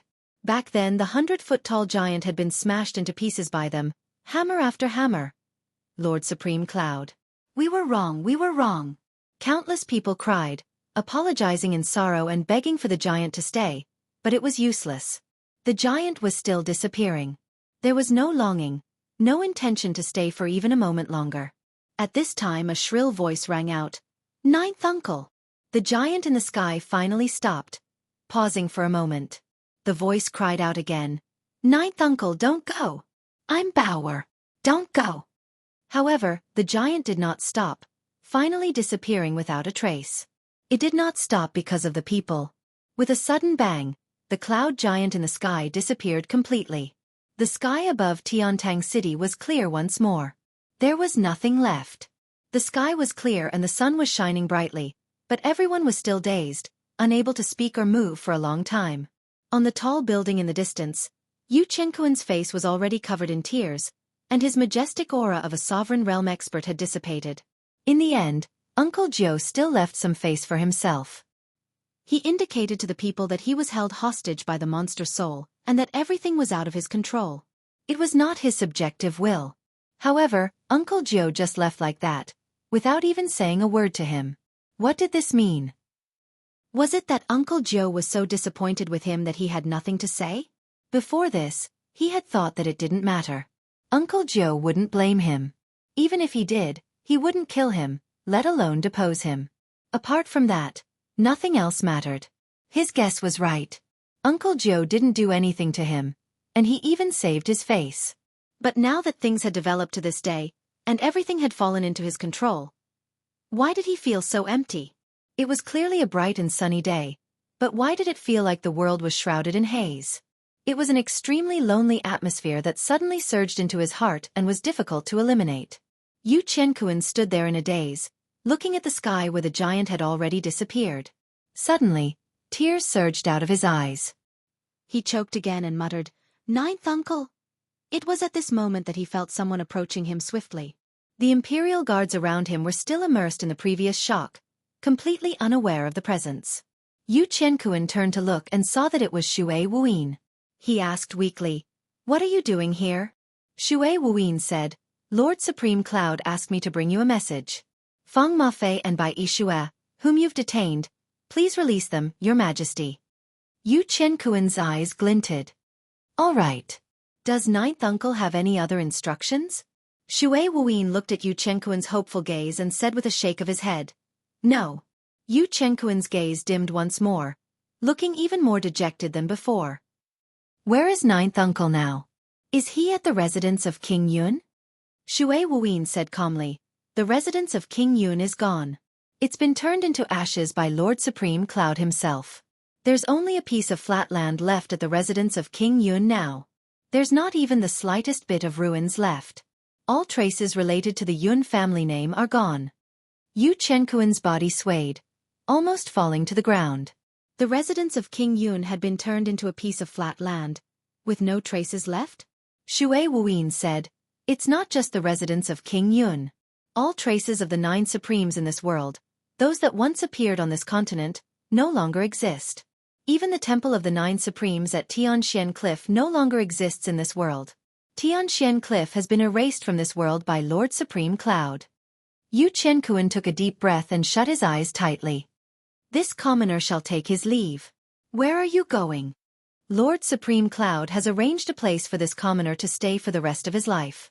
This commoner shall retire from the martial world from now on." Xueqi said quietly, "From now on, the 9 supremes no longer exist in this world. Naturally, the 9 heavens dictum will cease to exist as well. Everything shall be as your majesty wishes. From now on, you shall reign over the world without any more restraints. Your reign shall last for 100 generations." Xueqi turned and left with large strides. Looking at Xueqi's back, Xueqi struggled to ask, "Those Yutong's old officials. Ninth Uncle didn't say anything?" Xueqi's footsteps did not stop as his indifferent voice drifted over. "No, Lord Supreme Cloud has nothing more to say." Xueqi walked further and further away. His figure could no longer be seen, but Xueqi was still standing there in a daze. Ninth Uncle had left just like that. The 9 supremes, who had wiped out all traces with their own hands, had left. Before he left, he only asked for his 2 old subordinates. He didn't even leave me with a sentence like, "Take care of yourself." It's obvious how disappointed Ninth Uncle is in me. Xueqi sighed softly, feeling the pain in his heart like a raging sea. It's strange. I thought that since my parents passed away, there wouldn't be any sadness that could strike me. But today, I've achieved my wish. I'm no longer restrained in this world. I'm the only one in the world. But why do I feel even sadder, more lonely, and more lost than before? Ninth Uncle. I only want to be a good emperor. Yun Yang was currently flying out of Tiantang City with Old Qin and the others in tow. Yun Xiaoyao, Xueqi, Lao Mei, as well as Bai Yixue and Feng Mafei who had just been released. All of them were intact. With a wave of Yun Yang's sleeve, they were already thousands of miles away. In this lifetime, they would never return to Tiantang City or Yutong. Yun Xiaoyao asked, "Here, you really don't plan to go back to take a look?" "Not going back." Yun Yang's expression was indifferent, but his tone was even more indifferent. "Can you really let it go? Is there nothing left for you to miss?" Yun Xiaoyao smiled. "Nothing. The child has grown up. He's no longer a helpless child. I've wiped away all traces related to the 9 Supremes. The cause and effect no longer exist. His future path, good or bad, is all up to him. That's good too. What about you? Since Big Brother passed away, I have nothing left for Yutong. To me, a part of my life has passed just like that. Yun Xiaoyao's smile was indifferent. Then, let's go to the Cloud Gate. All right, to the Cloud Gate. Beyond the border, under Yun Yang's manipulation that surpassed the limits of a human's ability, 3 mountains broke out from the ground and rose rapidly until they reached the clouds. Looking at the clouds halfway up the mountain, a palace stood out of thin air. It was the Cloud Gate that Yun Yang had mentioned. Inside the Cloud Gate, flowers bloomed everywhere, with countless pavilions and towers hidden in the clouds. There were also many elegant courtyards hidden under the shade of the trees. Xue Wuyin, Lao Mei, Feng Mafei, Bai Yixue, and the rest were all here. Qiu Jianhan, Feng Qingtian, the Shangguan family of generals, Tai Zhang, Fu Baogua, and the rest were here as well. When they were free, they would go out for a walk and come back to rest when they were tired. The important matters of the imperial court seemed to have nothing to do with these people anymore. The elderly who had worked hard for the country and the people for their entire lives came here to enjoy their remaining years. They could finally put everything down and start taking care of themselves, to live a few more years, to cultivate, to have fun, to live happily. Xue Wuyin's 9 Heavens dictum had also settled down here, but they did not really stop. Their military force and intelligence network were still developing in secret. It was like an invisible network that slowly spread its tentacles to every corner of the world. Yun Yang had purposely set an iron rule. The descendants of the Cloud Gate could roam the world anonymously and do something for the world if they wanted to be high officials and nobles, not letting down what they had learned in their lifetime. However, they were not to be too attached to power and position. When an official reached a certain level, they had to retreat and they were not allowed to use the Cloud Gate's power to interfere with the change of the dynasty in this world. The residences of a few old officials of the imperial court were arranged in a huge courtyard that was the size of a city. The entrance of the courtyard was decorated with a common couplet. It's better to retreat when you've received a favor. It's better to stop when you're satisfied. One should never wait until one's achievements shocked the master. Even if they had the ability to protect themselves and could retreat unscathed, it was inevitable that they would be heartbroken. As for Tai Zhang, Fu Baogua, and the others, their ambitions had not died yet. The Cloud Gate could protect their lives, but they had refused to stay within the Cloud Gate and stayed at the outermost area instead. It was obvious that these few invincible marshals still had other thoughts in their minds. The gust of depression had yet to dissipate. Yun Yang did not say anything about this. He did not approve of it, nor did he stop it. He could do whatever he wanted. If by any chance, the Cloud Gate would protect him and his family. The few of you have the potential to ascend. If you ascend to the bound of universe, head to the Palace of 9 Supremes as soon as possible. That is our home in the bound of universe. Yun Yang told Bai Yixue, Feng Mafei, and the others. However, the Cloud Gate must be protected before you ascend. All right. As for Qiu Jianhan and the others, they were already old. Although Yun Yang had the means to turn things around and make them immortal, these elders had gone through the change of Yutong's imperial court and had tasted the fickleness of the world, tasting the joys and sorrows of life. They no longer had any attachment to this life. They could not even wait to start a new life. The so-called immortality was merely torture to them. Yun Yang could do nothing about it. He could only strengthen their souls to ensure that when they reached the end of their lifespan and reincarnated, their true spirits would remain intact. Of course, Yun Yang had some regrets about this. After all, they would no longer be close friends after reincarnation. However, Qiu Jianhan and the others were looking forward to it. It was obvious that they had seen through the world and did not want to be tied down by the past anymore. Time passed by slowly. A few months had passed almost in the blink of an eye.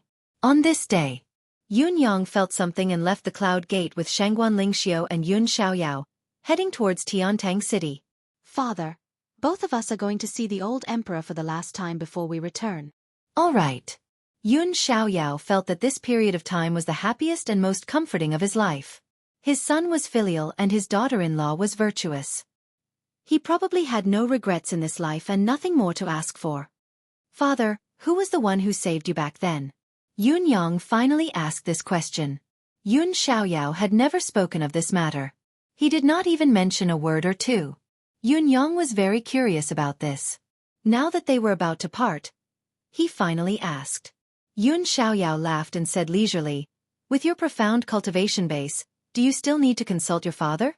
The person who saved your father was a very, very good person, a very, very good person. That day, it was as easy as lifting a hand to save your father. It was laughable that the founder of the school of Kismet State thought that he could completely kill your father. How could he know the vastness of the universe with his meager cultivation base? How could the Almighty's ability be fathomed? That fellow was very jealous of me. This is something that will make me laugh for the rest of my life." Ha ha! Yun Yang was bewildered. With Yun Yang's profound wisdom, he had already connected the dots with just a few words. Some expert had saved Yun Xiaoyao right under old Qin's nose. Furthermore, it seemed that in Yun Xiaoyao's eyes, this savior was an almighty being, one who was even more powerful than himself. However, how could there be such an almighty being in this world? He had guessed that it was Jun Moyan, but Jun Moyan did not seem to be old Qin's opponent. He definitely did not have such a skill. Furthermore, why would such an almighty being be jealous of Yun Xiaoyao? Why? Haven't you figured it out yet? Where's Supreme Wit's wisdom? Sigh, you're not a father yet. It's reasonable for you to be blinded by a leaf. Let's put it this way. If I'm not mistaken, that person should be your biological father. Yun Xiaoyao said with a smile. Back then, I was already suffering from the poison. I was told that I would be fine even if my life hung in the balance, but he healed me with just a lift of his hand and removed the poison. He even changed me with God's blood and a set of saints' bones. He only had one request for me, a very strange one. What request? How strange. He wanted me to find a wife quickly and have a son as soon as possible. He wanted me to not fight for my son with him anymore. Yun Xiaoyao laughed. Yun Yang could not help but laugh as well. What did you say? Yun Xiaoyao chuckled. Although my ability is not as good as his, how could I give in on this? I told him directly that he was a man with a wife. It would be much easier for him to have another child than for me. This son of yours is destined to bear the surname of Yun for the rest of his life. Ha ha ha, that old thing actually threatened me. How could I, Yun Xiaoyao, be someone who can be threatened? The moment he opened his mouth to make a request, he had already exposed his guilt. Humph. Yun Yang and Shangguan Lingxiu burst into laughter. However, I'll be practicing Go wholeheartedly for a long time after this. That old thing told me that my son's heart is incomparable to his, but he's still my savior after all. So, he decided to use the game of Go as a wager. The ownership of my son will be the stake of the wager. How can this old man be a coward? I've agreed to it right away. A mere game of Go is not worth mentioning.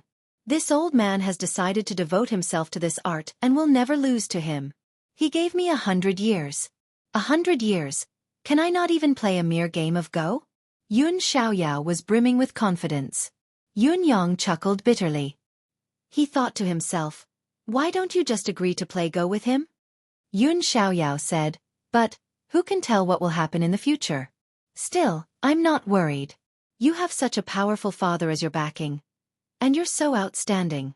This old man will have no more worries in this life, especially without regrets. In front of the mausoleum of Yutong's emperor, Emperor Yu Peiza, father and son stood solemnly to offer incense. Royal brother, half of your wish has been fulfilled. To you, perhaps you still have regrets, but to the world, this emperor, even if he's not considered good, he's not bad either. He's a qualified successor.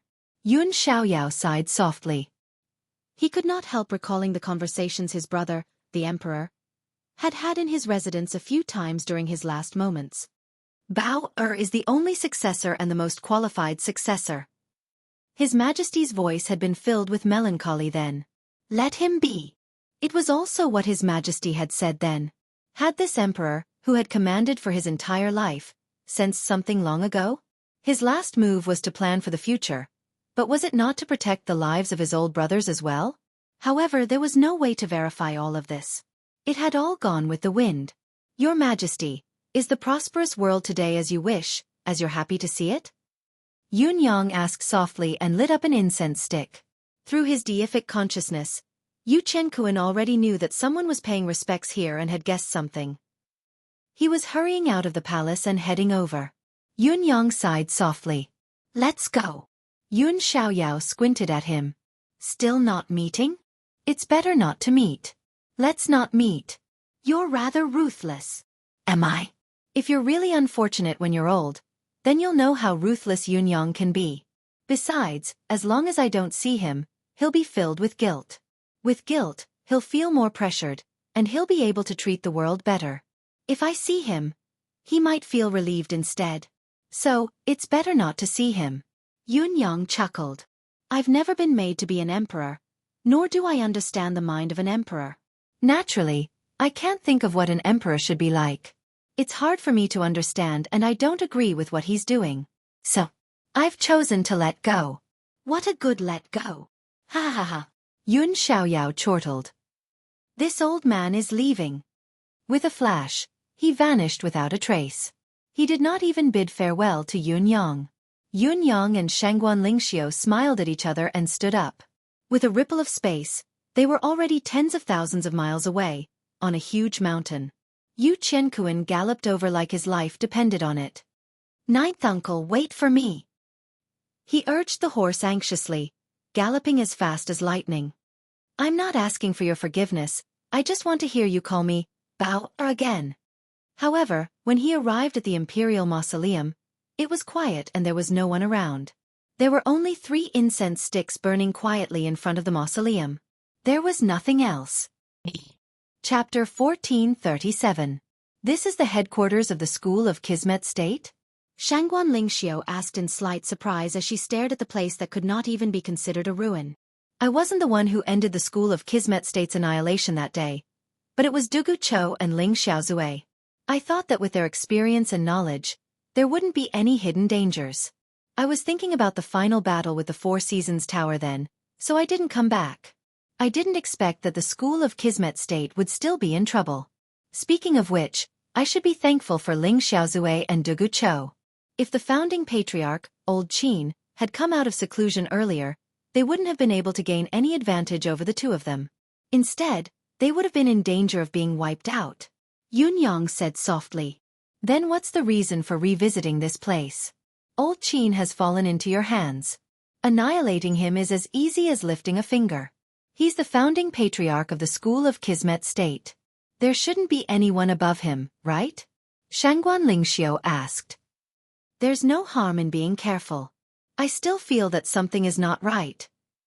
Yun Yang said, a world fragment like the Tianxian continent can only sustain a limited amount of individual power. A 10,000-year-old immortal spirit like Elder Qin really shouldn't exist in this world. Now that it has appeared, it's against the norm. There must be some unique opportunity, and the place that's tied to it the most is the starting place where it has cultivated for countless years. Yun Yang smiled. I'm really curious. What is this difference?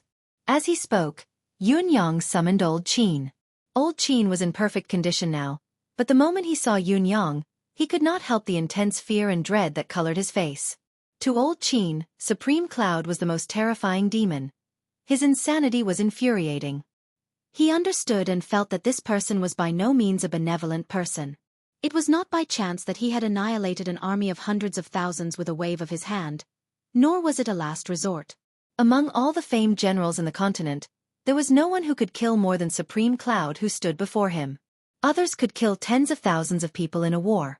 It could be said that a general's success was built on the bones of tens of thousands, a living god of death. However, a single Supreme Cloud battle would cost at least 100,000 lives. After so many years, how could it be just 10 million lives? Corpses piled up like mountains and blood flowed like oceans. Open your most secret place and let me see. Yun Yang ordered faintly. Old Man Qin didn't say anything and immediately started to move. To him, Yun Yang's words were more sacred than an imperial edict.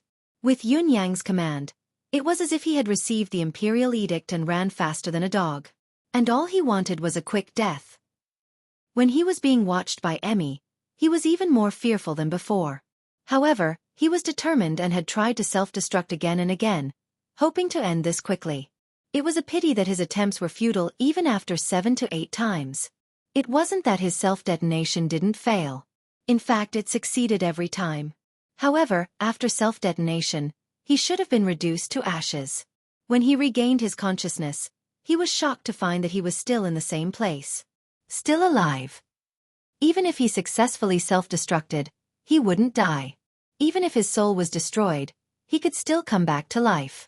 No matter how determined old Qin was, he could only submit to Yun Yang wholeheartedly and pray that he would be eliminated. That would be the end. As a gust of yin qi rose, the gravel at the top of the mountain flowed away like quicksand and disappeared. Somewhere deep in the school of Kismet State's old site, a huge tunnel appeared. Just as Yun Yang and the others entered the tunnel, the surface of the tunnel returned to its original state. From the outside world, it looked like the tunnel had never existed in this world. Yun Yang and Shangguan Lingxiu were naturally unafraid of any danger in this world. They went down the tunnel, traveling thousands of feet in one go. Suddenly, there was something that looked like an underground square. Yun Yang squinted his eyes. To him, no matter how mysterious an underground square was, no matter how extravagant it was nothing. However, the altar in front of him caused his expression to change. Those were God's bones. In the center of the altar, there were 108 bones. They were all femur bones, each corresponding to a position. The 108 bones formed a perfect circle. On top of the circle, there was a huge cauldron. It was also densely packed with God's bones. At this moment, Yun Yang was struck with a sudden realization. The real reason why the School of Kismet State's founding Grandmaster could exist for so long was because of God's bones. The School of Kismet State had collected so many God's bones in the eons since its founding. The scale was much more than what the Four Seasons Tower had collected back then. At least a dozen times more. Compared to the Four Seasons Tower's method of assimilating the God's bones directly into the body to increase the user's combat power and nourish the God's bones in reverse for future use, the School of Kismet State had taken a different path.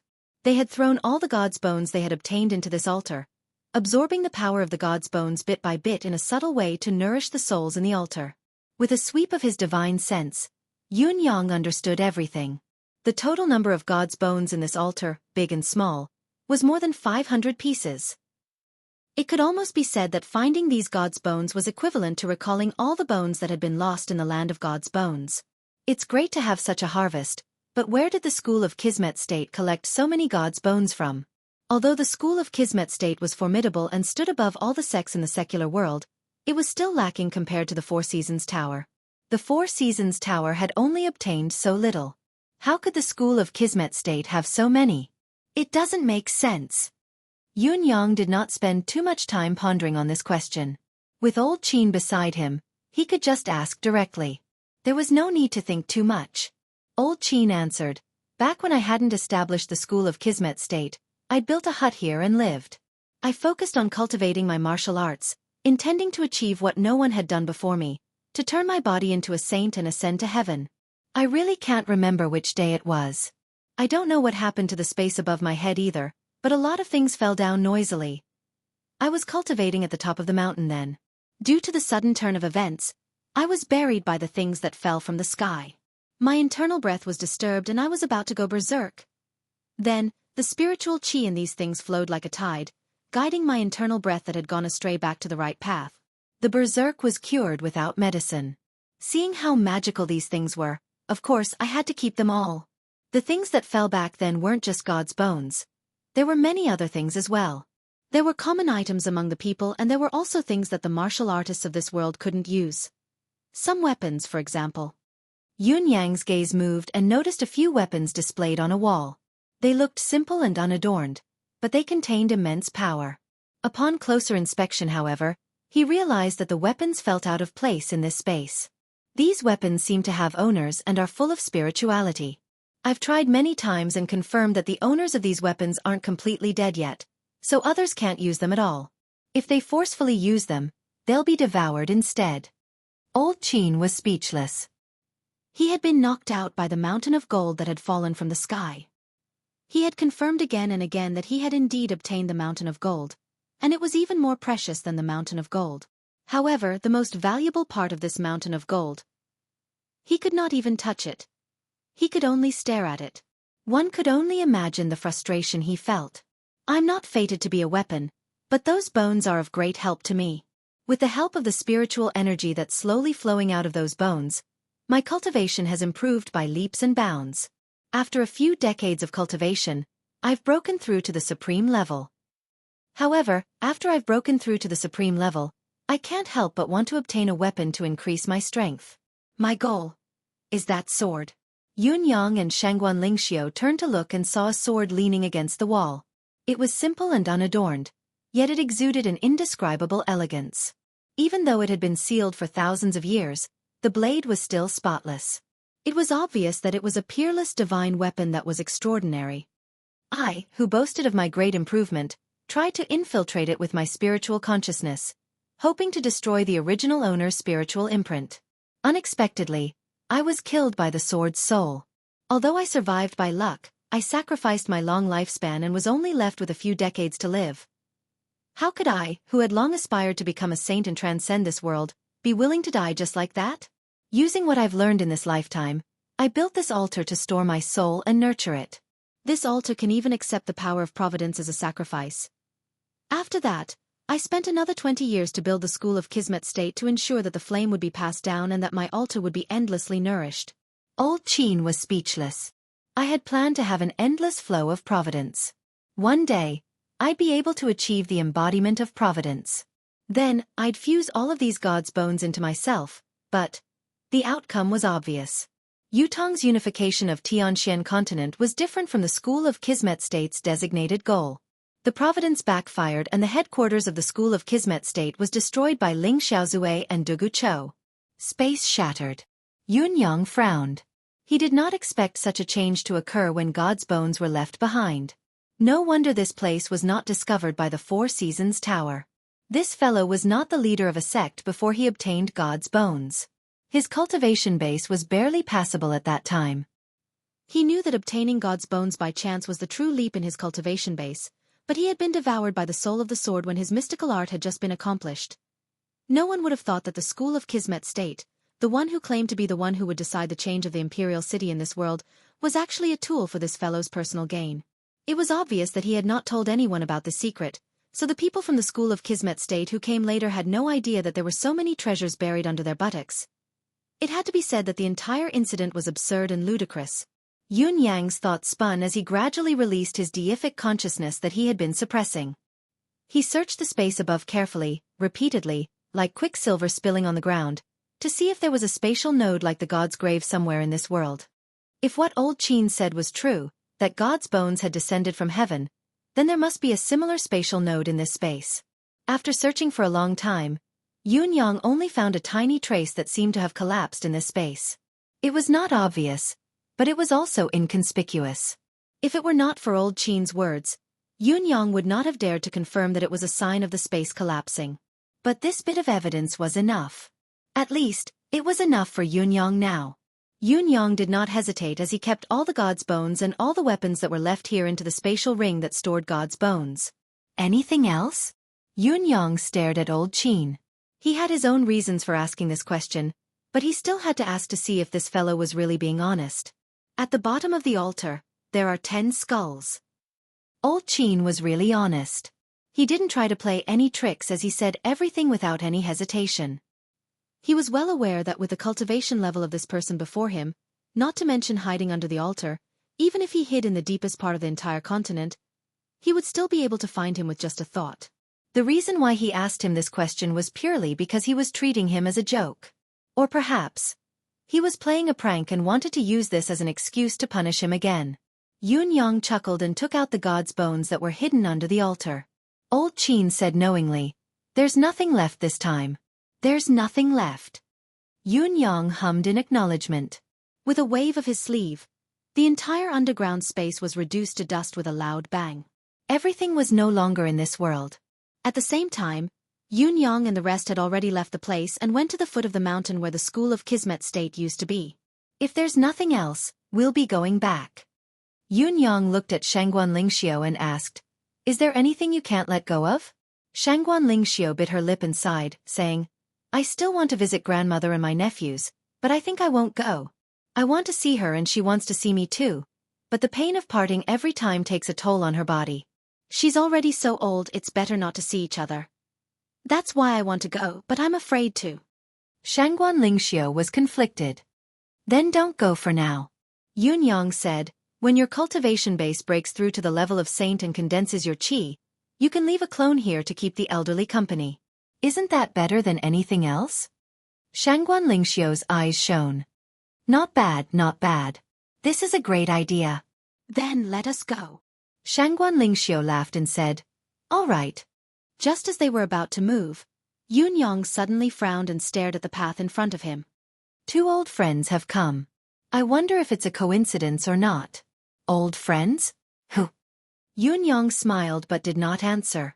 At the foot of the mountain, Wei Xinglu and Gugu, both senior and junior siblings, who had not seen each other for a long time, were walking at a steady pace towards them. As they walked, Wei Xinglu was still talking. Gugu, people like Supreme Cloud are not people you can meet just because you want to. If you don't see him this time, it's probably fate. You don't have to be discouraged. Gugu's calm voice said, I've never been discouraged. I just want to verify the prophecy that Heaven's Inquisitor gave me that day. If I really see him, I'll only ask him if he still remembers me. If I don't see him, everything will go with the wind.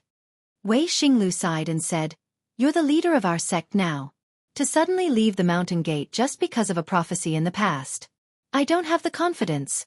Gugu rolled her eyes and said, It's just a long trip. What's the big deal? Both of them were talking as they flew over. The two big trees that had just passed by suddenly stopped in their tracks. Both of them looked over in disbelief with their eyes wide open. Under the tree, Yun Yang was dressed in a purple robe, looking at both of them with kind eyes.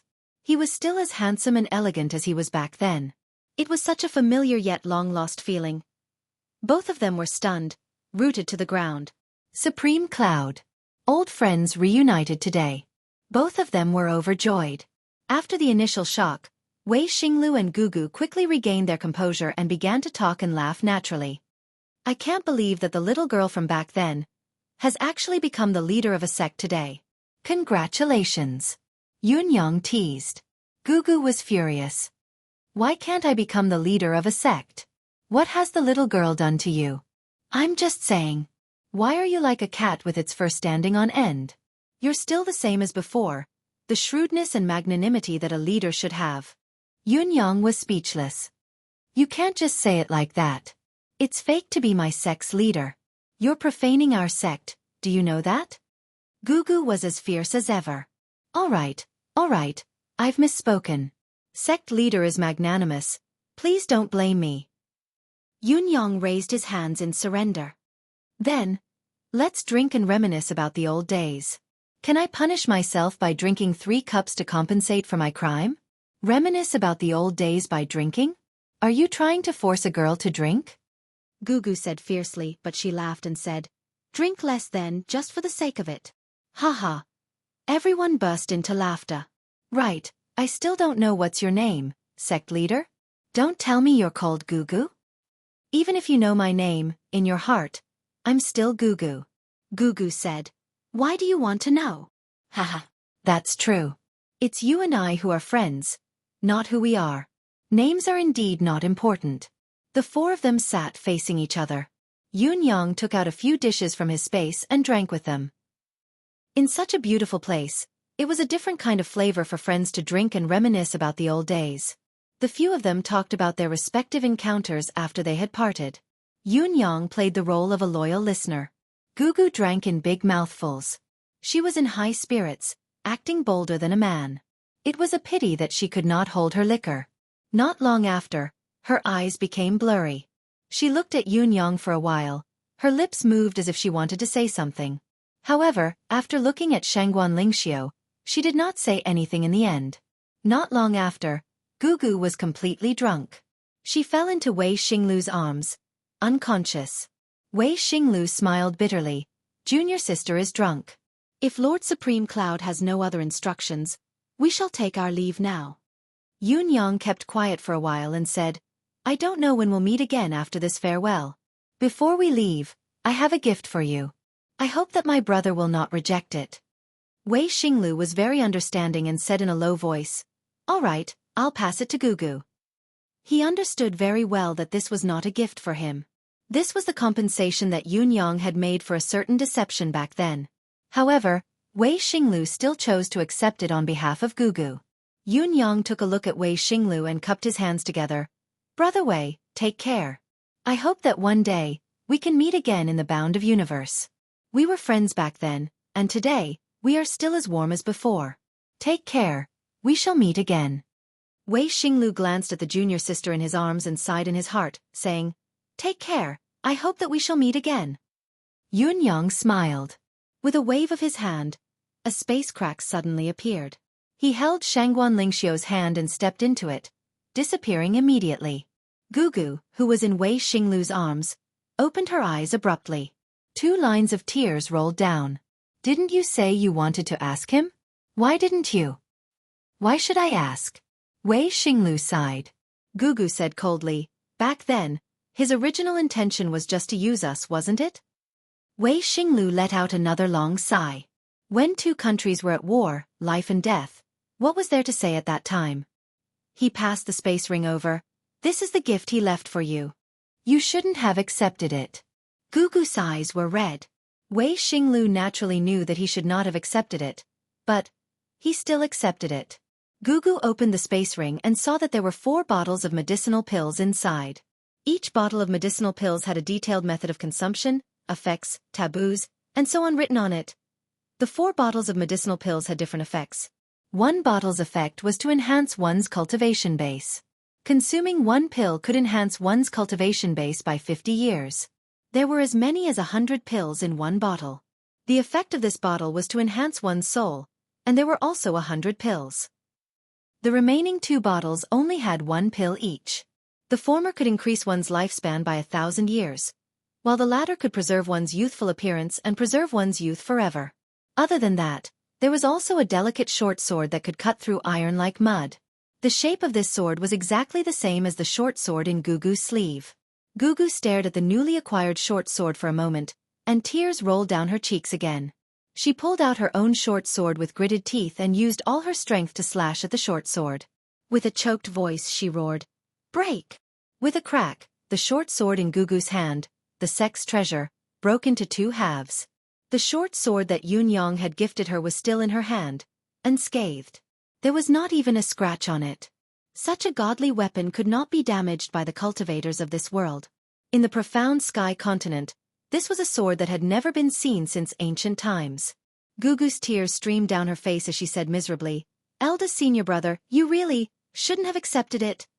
You accepted this unbreakable short sword and let me look at it all the time. How could I forget it?"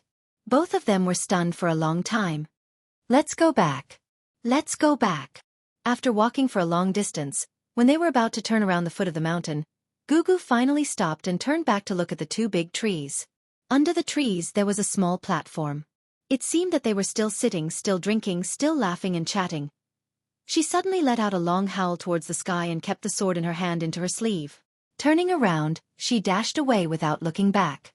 "Yun Yang, I will hate you for the rest of my life," Feng Lingtian said. "I've been contacting various schools recently, wanting to choose a suitable one to experience life in. The next book will temporarily have a school part in the setting. It's a pity that I've never been to a university. What if you guys scold me when I write it?" "What are you writing, Feng Lingtian? This isn't a university. This is a kindergarten. Wouldn't I be embarrassed then?" Chapter 1438. When Old Qin and the other ghosts left Tianxian, Yun Yang asked Old Qin, intentionally or unintentionally, "Do you want to live or die?" Want to live or die?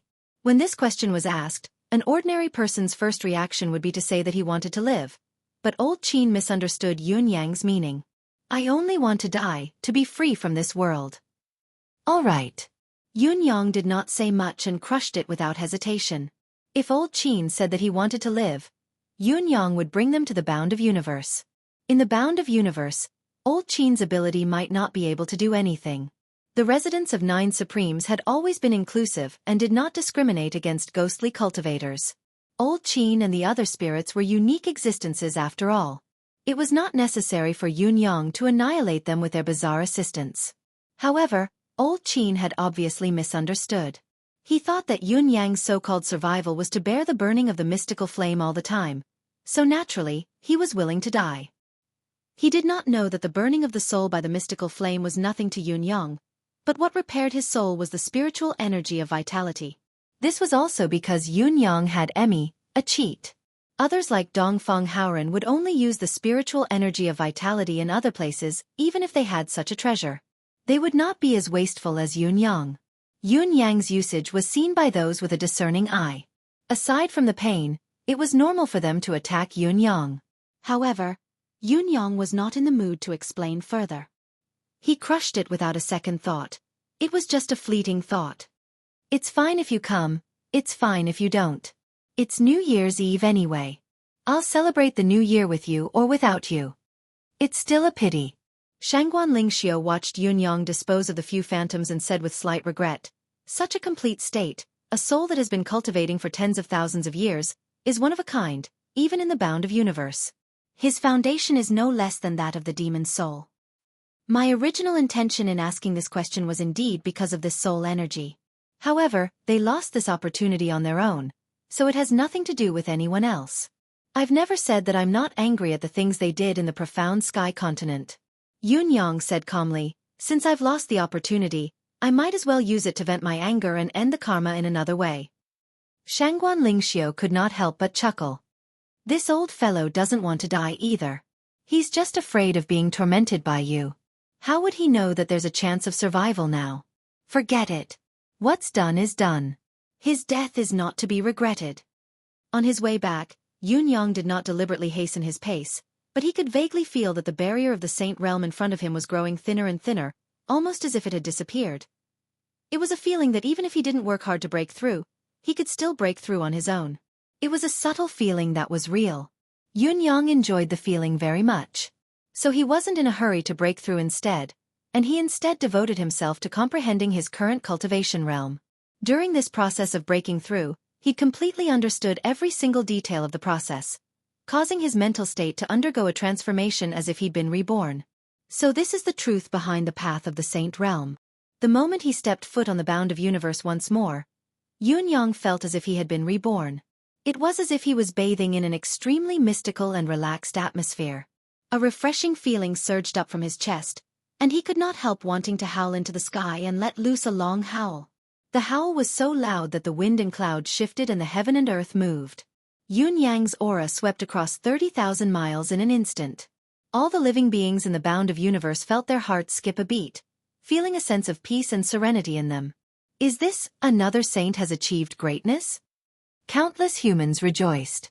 Another saint had been born, and the bound of universe had another pillar that could hold up the heavens. It was much more stable now. In the depths of the East Celestial Palace, Dongfang Haoren, who was in closed-door cultivation, opened his eyes abruptly. Stars seemed to be swirling in his eyes, glowing brightly as he said, "Good lad. You've broken through so quickly." He stopped his closed-door cultivation and asked through voice transmission, "How's the Supreme Heaven Pavilion now?"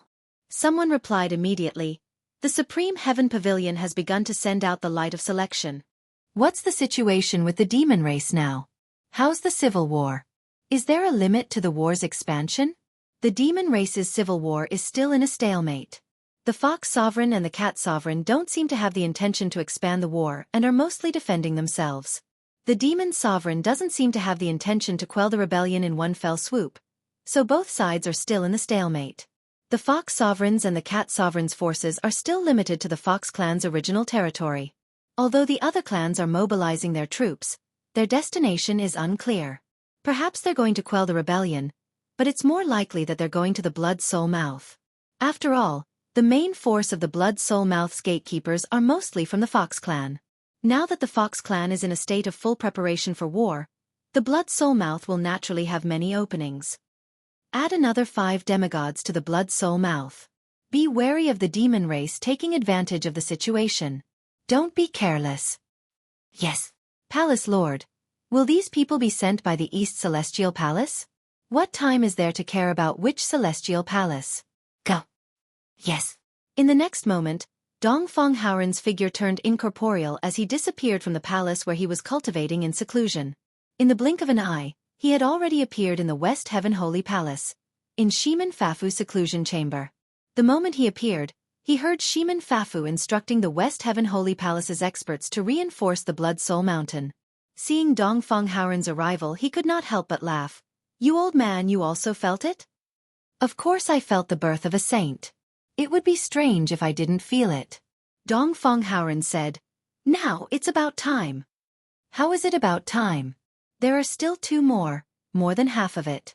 Shimin Fafu said, the original words left by our ancestor were, when 3 saints appear, the world will be at peace.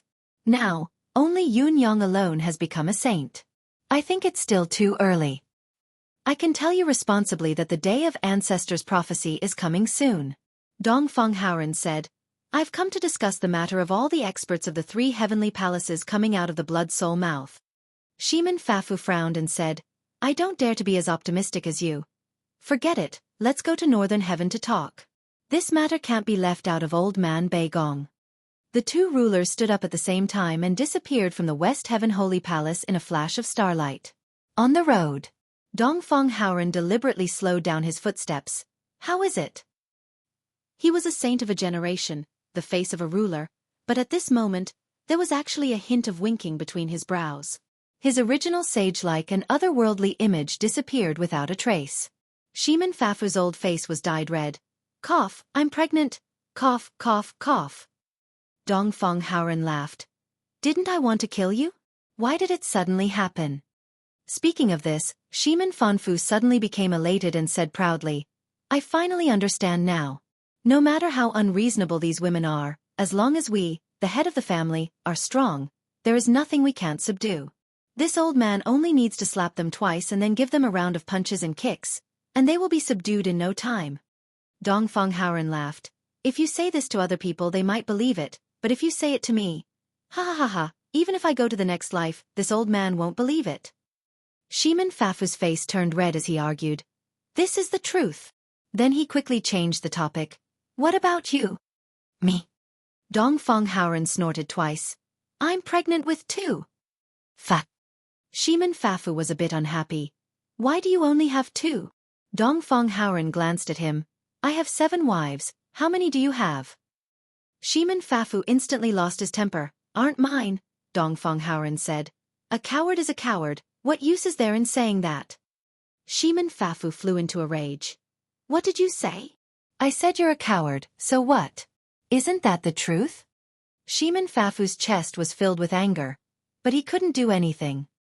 He just continued on his way, not saying another word. Tell me, I'm very interested. Tell me my ass. Shimin Fafu said, Father used the immortal execution sacred water, that's why. Ah! Dongfang Haoren held his stomach, laughing so hard he couldn't breathe. You're really awesome, old man Shimin. Father must be convinced by you today. I can't not be convinced, I can't not be convinced. Shimin Fafu's face was filled with black lines, but there was a trace of pride mixed in. It took an entire 2.5 months. Until there was a reaction, this old man undid the restriction. Humph. Women will always be women. Once they have a child, they've already thrown us men to the side. Not fighting anymore? Not fighting anymore. That wife of mine isn't an unreasonable person. It's just that the pain of losing her son has damaged her soul. Now that she has someone to rely on, she naturally regained her rationality. Ha ha ha ha. The 2 of them arrived at the northern desolate demonic palace with proud expressions. They heard Beigong Lioli's loud laughter. Not bad, not bad. The 2 of them asked together, What's not bad? Beigong Lioli laughed so hard his beard trembled. Today, this old man has 1 more. What? Out of this old man's wives and concubines, there have already been 7 people who have good news. Today there's 1 more, of course it's not bad. Hearing this, Dongfang Haoren and Shimin Fafu felt their pride suffer a heavy blow. They said with dark expressions, You didn't waste a single bit.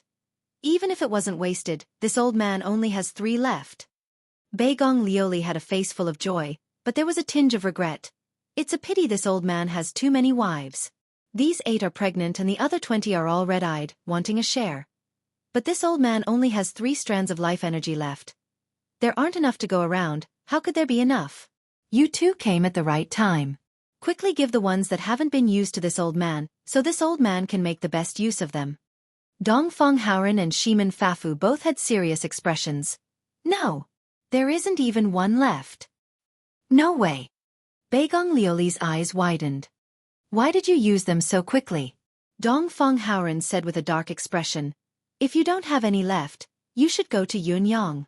Why are you looking for us? We're here for serious business today. Who has the time to play with you? Let's get down to business. I don't want to talk to this old stud anymore. It's too much of a blow. Beigong Lioli said casually. It's about time indeed. I know, how can I not know when the Supreme Heaven Pavilion glows? The three of them entered Beigong Lioli's study. Let's discuss this. The border of the bound of universe. You've broken through? Shangguan Lingxiu was overjoyed. Yes, I have. Yunyang smiled and said, Sister Lingxiu, please go to the Palace of Nine Supremes and see the changes. Also, tell everyone about it. You and Lingxi have to cultivate faster as well. If I'm not mistaken, the ultimate war between the two sides is about to begin. Shangguan Lingxiu said, All right. I'll go back now. Right, you're not going back? I do have something to do. I won't go back for now, Yunyang said in a low voice. All right. Shangguan Lingxiu did not ask further about Yunyang's whereabouts. Instead, she stood up and left in a rainbow. As Yunyang watched Shangguan Lingxiu leave, he tore the space apart and went to God's grave. Their return to the bound of universe this time was also through this node. However, with Shangguan Lingxiu by their side and his cultivation base on the verge of a breakthrough, they did not return the god's bones right away. Yunyang was worried about the promise he had made back then. Of course, it would take a lot of effort to fulfill the promise, but after returning all the god's bones, the gods and demons would definitely be revived or other variables would appear. He might not be able to take care of Shangguan Lingxiu then. Now that Shangguan Lingxiu had left and Yunyang possessed the cultivation base of a saint, he no longer had to worry. Naturally, he felt more confident. Even if the deity's heart is treacherous and has ulterior motives, I'm not afraid. Besides, everything is still up in the air. Yunyang opened the god's grave. His eyes filled with warmth as he stepped in. As soon as he entered, the desolate land immediately changed. Countless phantoms and many semi-corporeal phantoms appeared. Young friend. You're here again. Young friend, your cultivation base has improved again. You're like a different person compared to before. You're truly a generous person. I wonder why you're here again this time? Fortunately, I didn't disappoint you. Yunyang did not waste his breath. He took out his spatial ring and poured all the god's bones he had stored in it onto the ground, taking out the weapons as well. At the same time, he looked around. Unsurprisingly, he saw that there was a weapon placed near many of the skeletons in God's grave. Many God's bones suddenly appeared in the God's grave. In an instant, there was a whirling air current. Then, the God's bones on the ground floated in midair. It was a spectacular sight. Yunyang immediately sensed that the countless phantoms and even the semi-tangible ones were all staring intently at the God's bones. Only the elder who sat in the center did not show any urgency. He bowed deeply at Yunyang and said, Young friend, you're a man of your word. If this is done, this old man thanks you for your kindness on behalf of the God's grave's remnant souls. The other phantoms came to their senses at once and stopped their restlessness. They bowed in unison and said, Thank you, young friend, for your kindness. We were too distracted and have been impolite. You're welcome. Yunyang was not offended. Let's see if anything is missing. Heaven and earth are not complete. We really don't expect to retrieve all the God's bones that have been left behind. Young friend, you've already retrieved more than 90% of the God's bones. If we were to ask for more, we wouldn't be worthy of being human beings. The elder looked emotional. Besides, as long as we have these, we can retrieve the rest ourselves. Then there's nothing else for me to do. I won't disturb you any longer. Yunyang said, It's been a long time since we've seen each other physically. Now is the time of great joy. I shall take my leave now. Before he could finish, the elder shook his head and said, Hold on, young friend. You've done us such a great favor. If you leave just like this, how can we still live in this world? Please, young friend, stay a little longer. Immediately after, the old man ordered, Return to your positions. Feng Lingtian said, My wife didn't let me go to Beijing to study. She asked me to find one locally. There's only one technical college in Laiwu. I said, It's not appropriate for a man like me to visit a brothel. Then I got beaten up, beaten up, beaten up. Chapter 1439. The order was given. All the gods' bones glowed brightly in the air as if they had received the order. Yun-yang focused his gaze and saw that countless gods' bones were glowing with a white light. Countless specks of light were scattered on the piles of bones on the ground. A moment later, the many skeletons seemed to respond with specks of white light as they rose from the ground. As far as Yun-yang could see, the immortal golden-armored warriors stood up from the ground as if they had been created out of thin air. Their limbs were complete, their facial features distinct, and every pair of eyes that looked at him were filled with gratitude. More and more stood up. 10, 100, 1,000, thousands. Tens of thousands. As he watched, Yun-yang was stunned. Kill them all. I've brought back quite a number of gods' bones, but not this many. How could this be? More and more people stood up. It was no longer limited to the godly generals in golden armor. There were elders in loose robes, scholars in white, burly men with dark faces and round eyebrows, as well as countless graceful fairies, celestial children, jade maidens, and mythical beasts. The world that had been dead and silent was coming alive bit by bit before Yun-yang's eyes. Even the land beneath his feet was no longer lifeless. Instead, it was filled with jade herbs and celestial flowers, jade palaces, and palaces that connected the heavens could be seen in the distance. Immortal fog lingered and white clouds drifted leisurely. Yes, this was a world of immortals that only existed in legends. Yun-yang's eyes were fixed on a seedling that had just sprouted beneath his feet. There was a glistening, seven-colored fruit hanging from it, glowing brightly. It was the spiritual herb, the moonlight vermilion fruit. It was a moonlight vermilion fruit that was more than 70,000 years old. Only a moonlight vermilion fruit that was more than 70,000 years old could produce a fruit with 7 colors. A 70,000-year-old heavenly treasure, and it was a top-grade heavenly treasure that did not belong to the human world. It was simply too shocking. No, there shouldn't be any shock. Because in this place, it was simply everywhere, everywhere. Instinctively, Yun-yang sucked in a deep breath, feeling the flesh and blood of his entire body rejoicing and his cultivation base stirring in anticipation. Gradually, on the other side of the clouds, countless people seemed to have flown over from the edge of the sky, lining up in front of Yun-yang. Then, all of them bowed to the ground in unison. We express our gratitude to you. Thank you, young friend Yun-yang, for your kindness. We will never forget it. Yun-yang heaved a soft sigh of relief and said softly, Everyone, you are too courteous.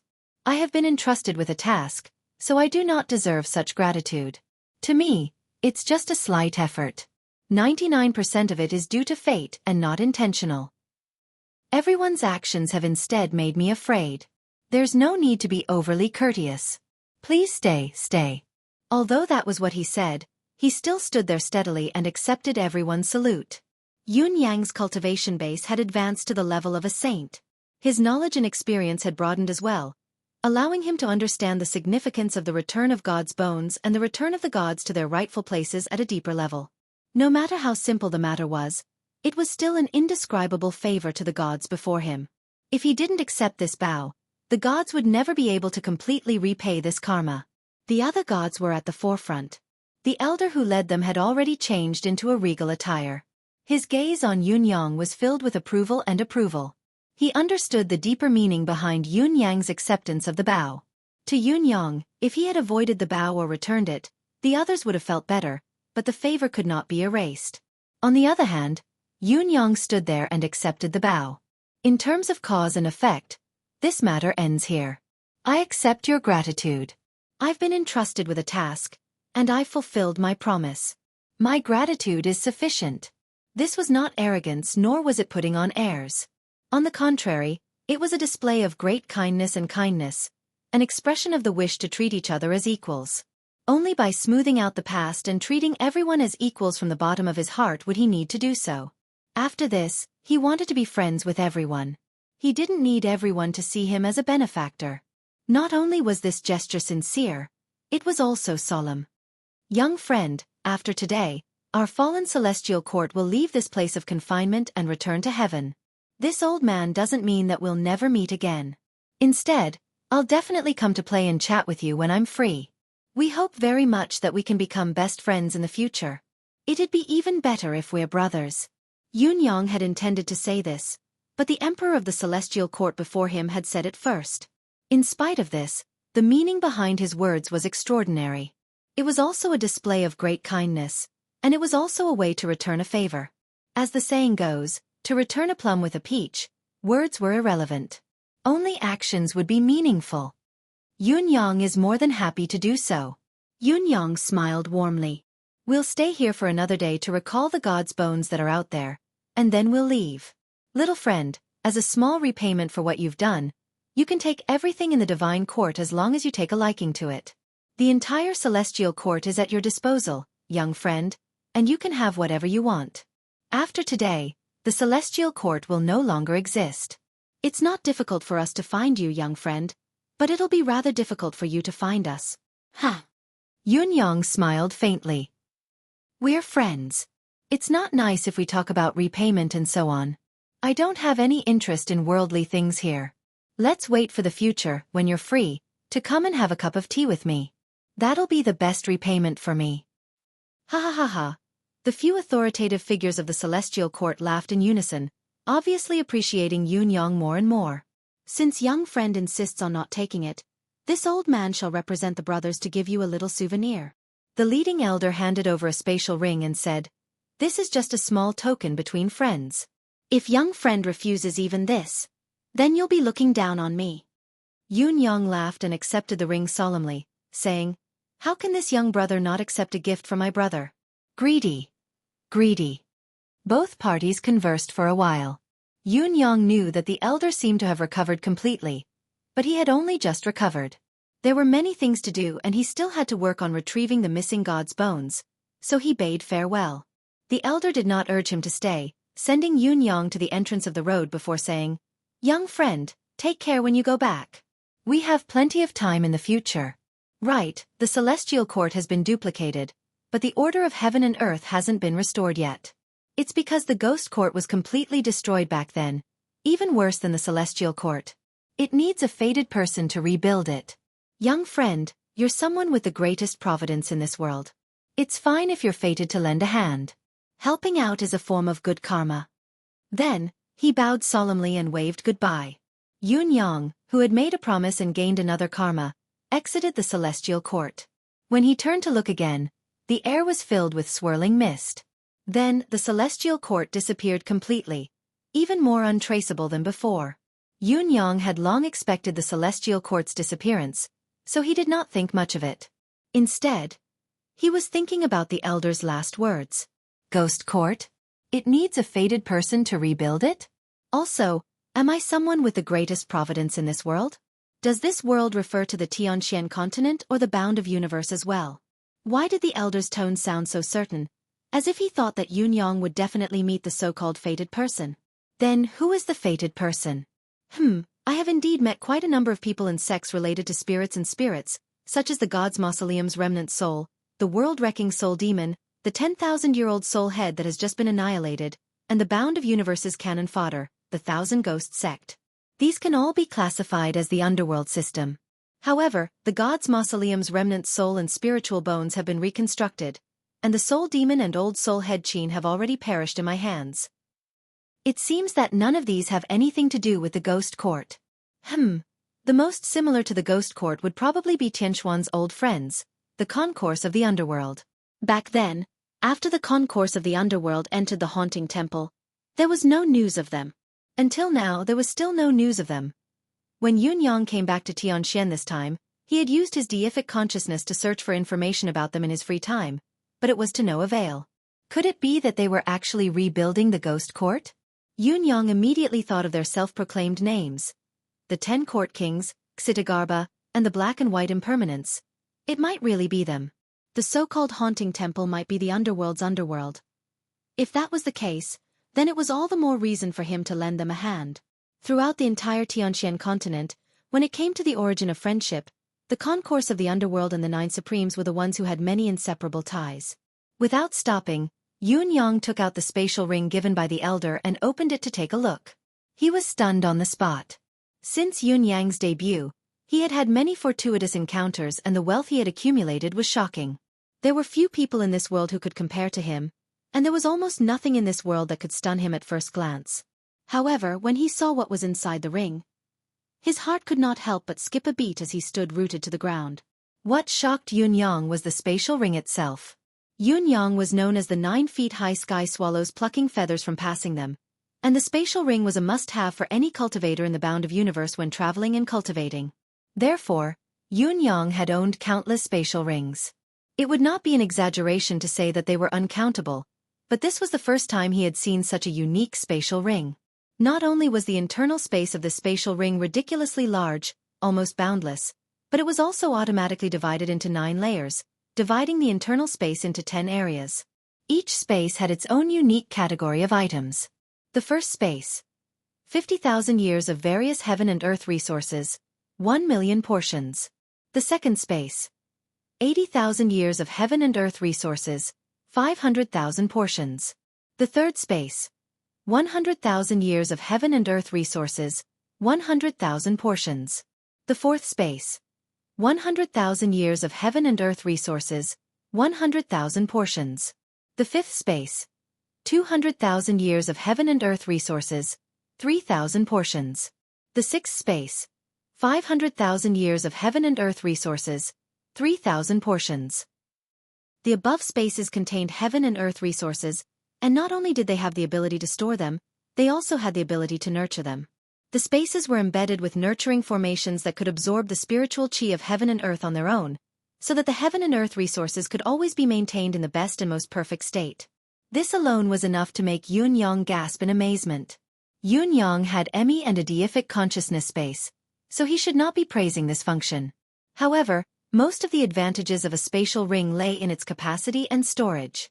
Time seemed to stop, but there would always be a certain amount of wear and tear to the heaven and earth resources stored within. There were very few spatial rings that came with the ability to keep things fresh forever. However, this spatial ring had done it. This alone could already be classified as a rare treasure. The seventh space of the spatial ring was filled with books. There were more than a dozen large bookshelves, and on them were alchemy techniques, cultivation techniques, all kinds of martial arts techniques, spells, magical powers, and strange abilities. There was everything one could think of, from the lowest to the highest level. The eighth space after that contained countless rare metals and metals, even the heart of a planet. The number was huge and the variety was so complete that Yunyang felt that he was actually not that rich.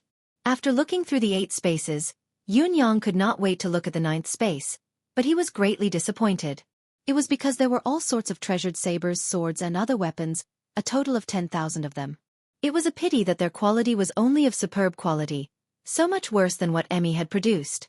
Naturally, they did not catch Yunyang's attention, which made him regain a lot of confidence. After looking through the contents of the last space, Yunyang felt a little dizzy again. There was nothing in the last space, only a piece of paper with only one sentence written on it. "If there's a command, I'll die for it." Beneath the words was a dazzling golden mark, as well as a flamboyant signature that one couldn't tell what it was. "It's too heavy. This gift of gratitude is too heavy." Even with Yunyang's vast experience, he could not help feeling shaken when he saw the items in the spatial ring. It had to be said that the gift of gratitude was indeed heavy, especially the sincerity that was expressed in it. Putting aside the treasures of heaven and earth, any one of them, even those of the lowest grade, would be priceless and rare in the bound of universe. The weapons that contained celestial power at the end, other than being incomparable to the psychic weapons that Emi had made, were also rare divine weapons of the highest grade that were hard to come by. There was also the letter of commitment that was stamped with the Celestial Emperor's seal. As if a seal was not enough, the Celestial Emperor's personal signature had been added. This was the embodiment of sincerity. Perhaps Yunyang might not be able to use this favor in this lifetime, but it was indeed the most important thing to him. "If I'd really asked for it, our fate would have ended here. Even if we were to meet again in the future, it'd only be based on benefits and not on friendship. Luckily, I didn't ask for it." Yunyang stroked his chin and snorted inwardly. "If I'd taken it myself, it wouldn't have been as much as these. I'm someone who cares about my reputation as well. How can I take it seriously? Indeed, the honest are blessed, and the virtuous will be rewarded." Emi could not help but vomit in the space. "You have the nerve to call yourself someone who cares about his reputation? Honest man? Virtuous? Sigh, I'm just a plant, but I can't help but throw up however, As Yun Yang moved all the treasured gems in the ring into his deific consciousness space, Emmy could no longer care about vomiting. It was so excited that it was incoherent, almost fainting as tears of joy rolled down its cheeks. There were too many. Too high-end. Too classy. Too satisfied. After Emmy recovered from its excitement, it opened up another 10,000 acres of herb garden at once, instructing its little elves to mix all the spiritual plants from the realm of God with the spiritual herbs from before. It was a humongous project. However, Emmy's deific consciousness had already controlled every corner of the deific consciousness space. It stared fixedly at it, not allowing any mistakes to be made. The task was obviously not something that could be completed in a short amount of time. Yun Yang could only leave it be after he moved it in, but the little elves inside would probably lose a size or even 2 sizes under Emmy's control this time. Although he was no longer paying attention and was only waiting, Yun Yang could still feel that the spiritual qi in his deific consciousness space had increased by a few levels since these newly acquired spiritual herbs had entered his deific consciousness space. In addition, it was still increasing. Obviously, there was still a lot of room for improvement. This was probably because Emmy had just started taking action and had yet to handle it properly. When everything was settled and everything was thriving, Yun Yang believed that there would be even greater changes by then. Perhaps, it would be a possibility of a quantitative change leading to a qualitative change. Even so, as the high-quality spiritual qi from the deific consciousness space seeped into his body bit by bit, Yun Yang could still feel his cultivation base growing, even if he was just sitting still and did not cultivate. This transaction is worth it, I've profited greatly.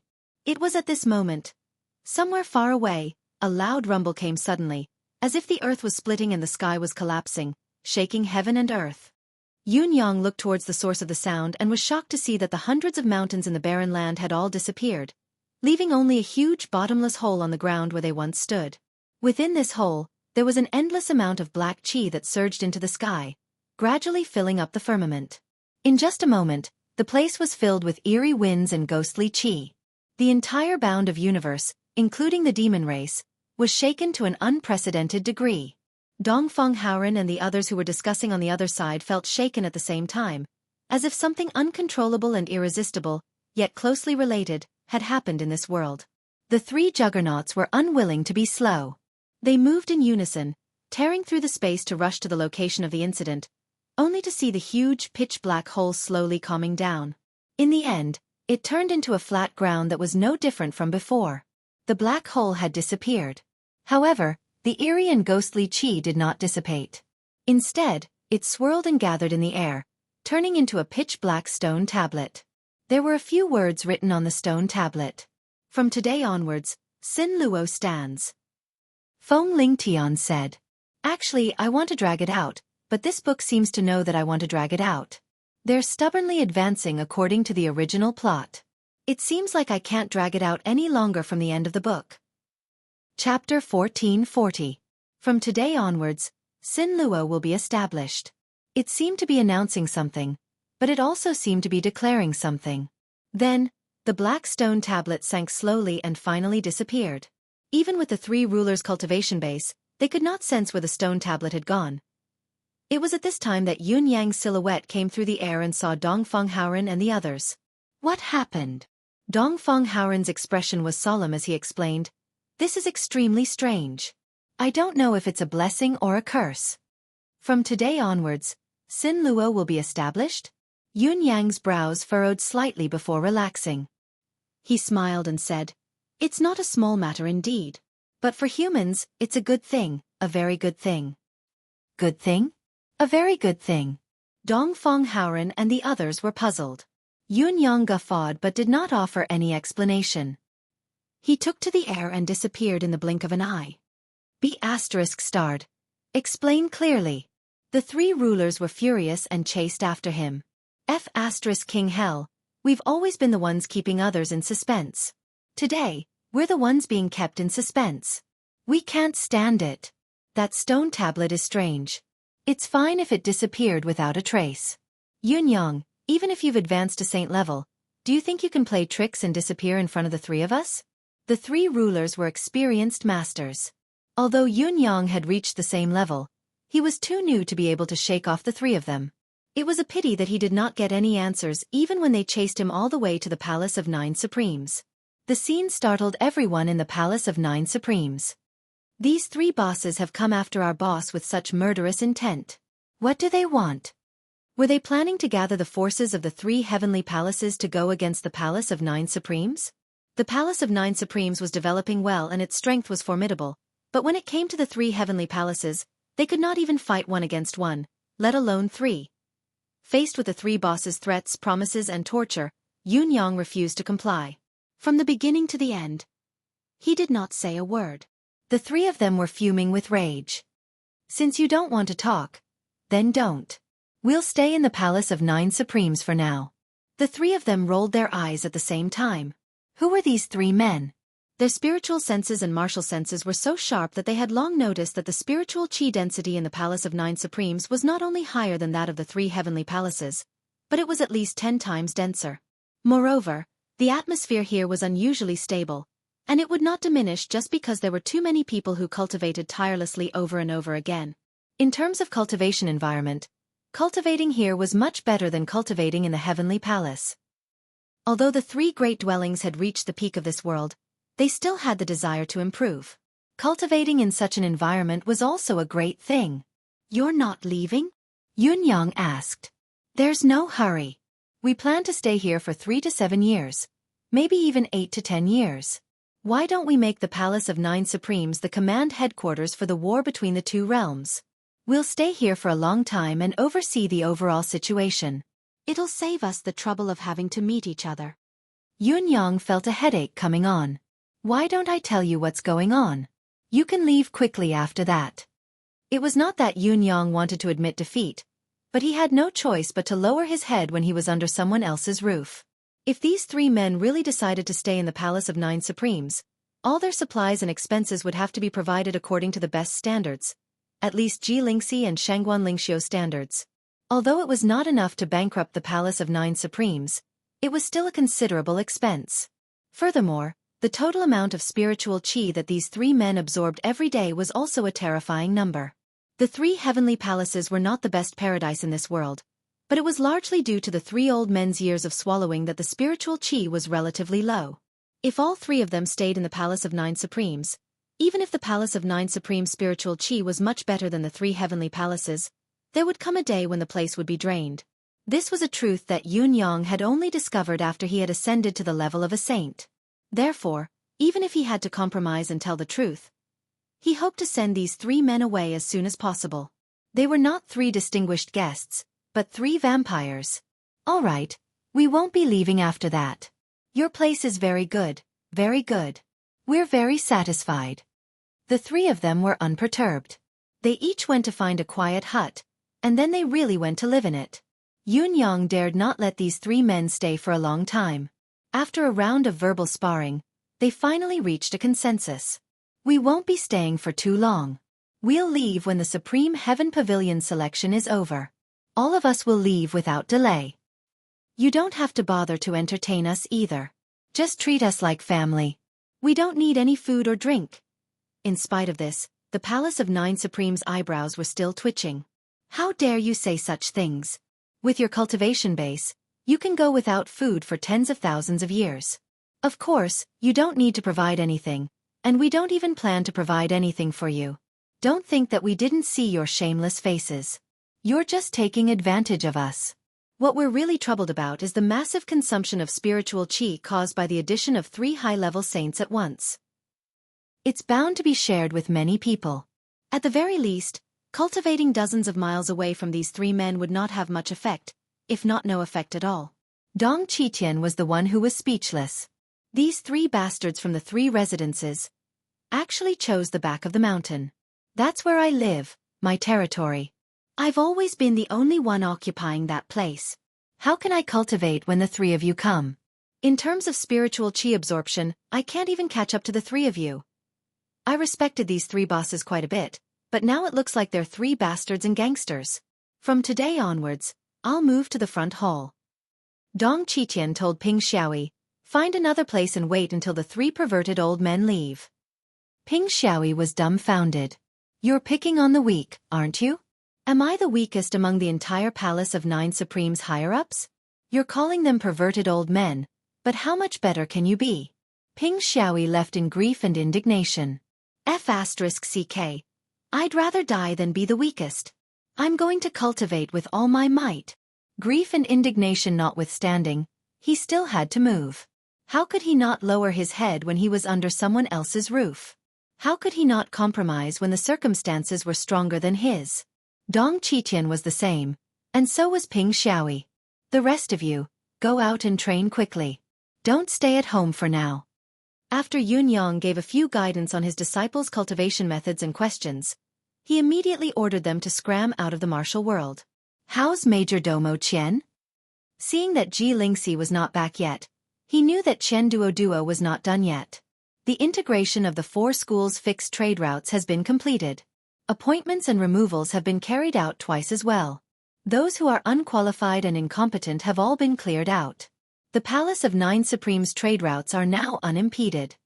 Among the peak masters, Kong Luoyue and Tai Qingcong were currently on duty, so it was Kong Luoyue who had spoken. Is there any movement from the Qian family? Don't they claim to be the leader of the 3 aristocratic families? Why did they admit defeat just like that? Yun Yang was surprised. How can there be no movement? Kong Luoyue rolled his eyes and said, the assassin organizations that the Qian family hired and we've annihilated have exceeded 300 in these few months alone.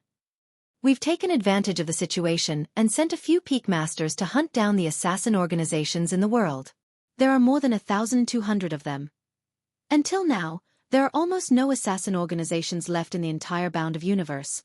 Many of them had already disbanded when we attacked their nests. Assassin, an officially recognized profession in the Bound of Universe, is rarely done. It's almost extinct. Kong Luoyue coughed and said, now, the loot we've obtained from annihilating the assassin organizations is piling up. Many sects, including the temples and the 3 heavenly palaces, are saying that we've destroyed the continent's employment environment. This can't be allowed to continue. Yun Yang chuckled and asked, what do you mean by that? They say that the martial world has its own rules of survival. It's the martial world where good and bad people mingle. It's the martial world where bloodshed and slaughter exist. We've cleaned up the martial world forcefully and wiped out the assassins.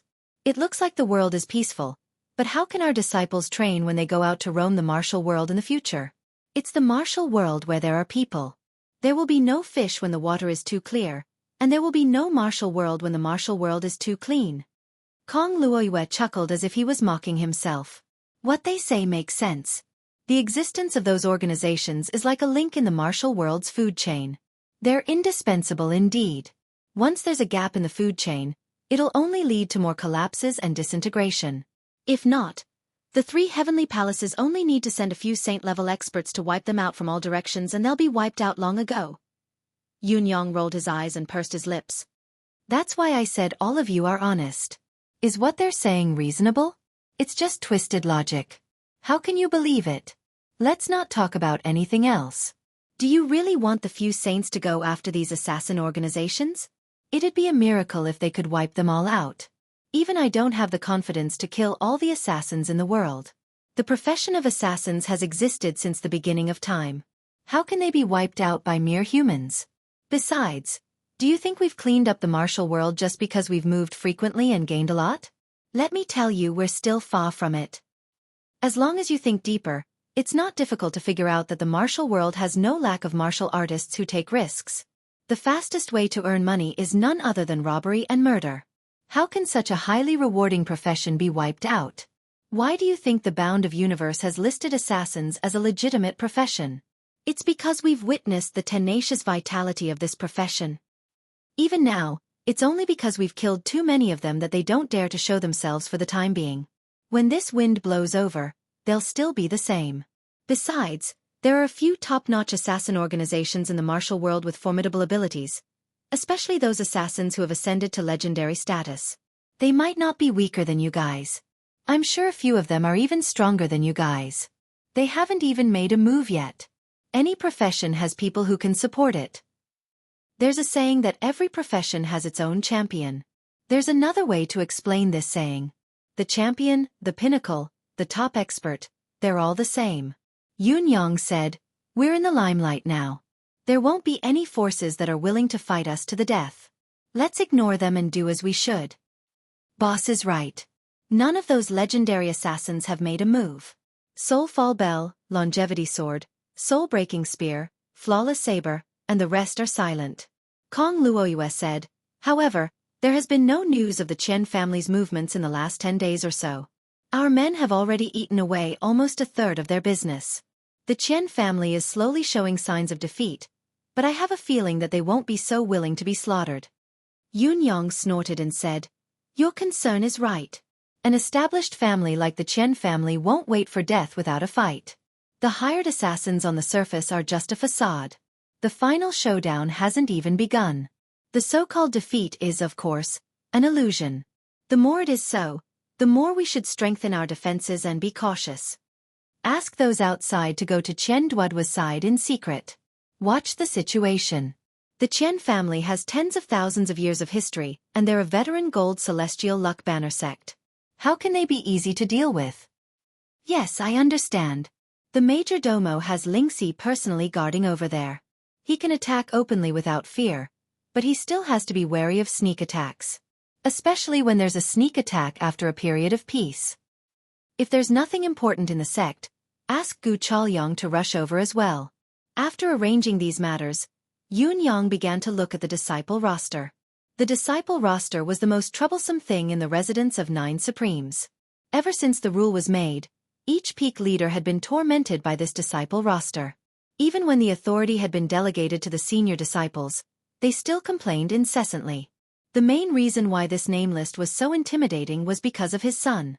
On this name list, not only did it list the most basic information like the name, age, and gender of the sect's disciples, it also included the last disciple's cultivation level when they submitted the name list, and this time's cultivation level. This could not be falsified. Everyone had to be gathered and verified one by one. However, this was the root of all the trouble. Often, when someone had just been registered, this person would suddenly break through when one was checking on the others. Strictly speaking, such a situation could happen in any sect, but there was no sect that could be like the Palace of 9 Supremes, where dozens or even hundreds of people broke through in a day. Recently, especially, cultivation-based breakthroughs were almost as common as having a meal. The task of reporting and recording had become a huge chore. As a result, this responsibility was rotated among the Palace of 9 Supremes disciples. Whenever someone's name was called, almost all the disciples would look at him sympathetically. This fellow was so pitiful to be dragged into this task again. He was so unlucky. The progress is not bad. Yun Yang flipped through it briefly and put it aside.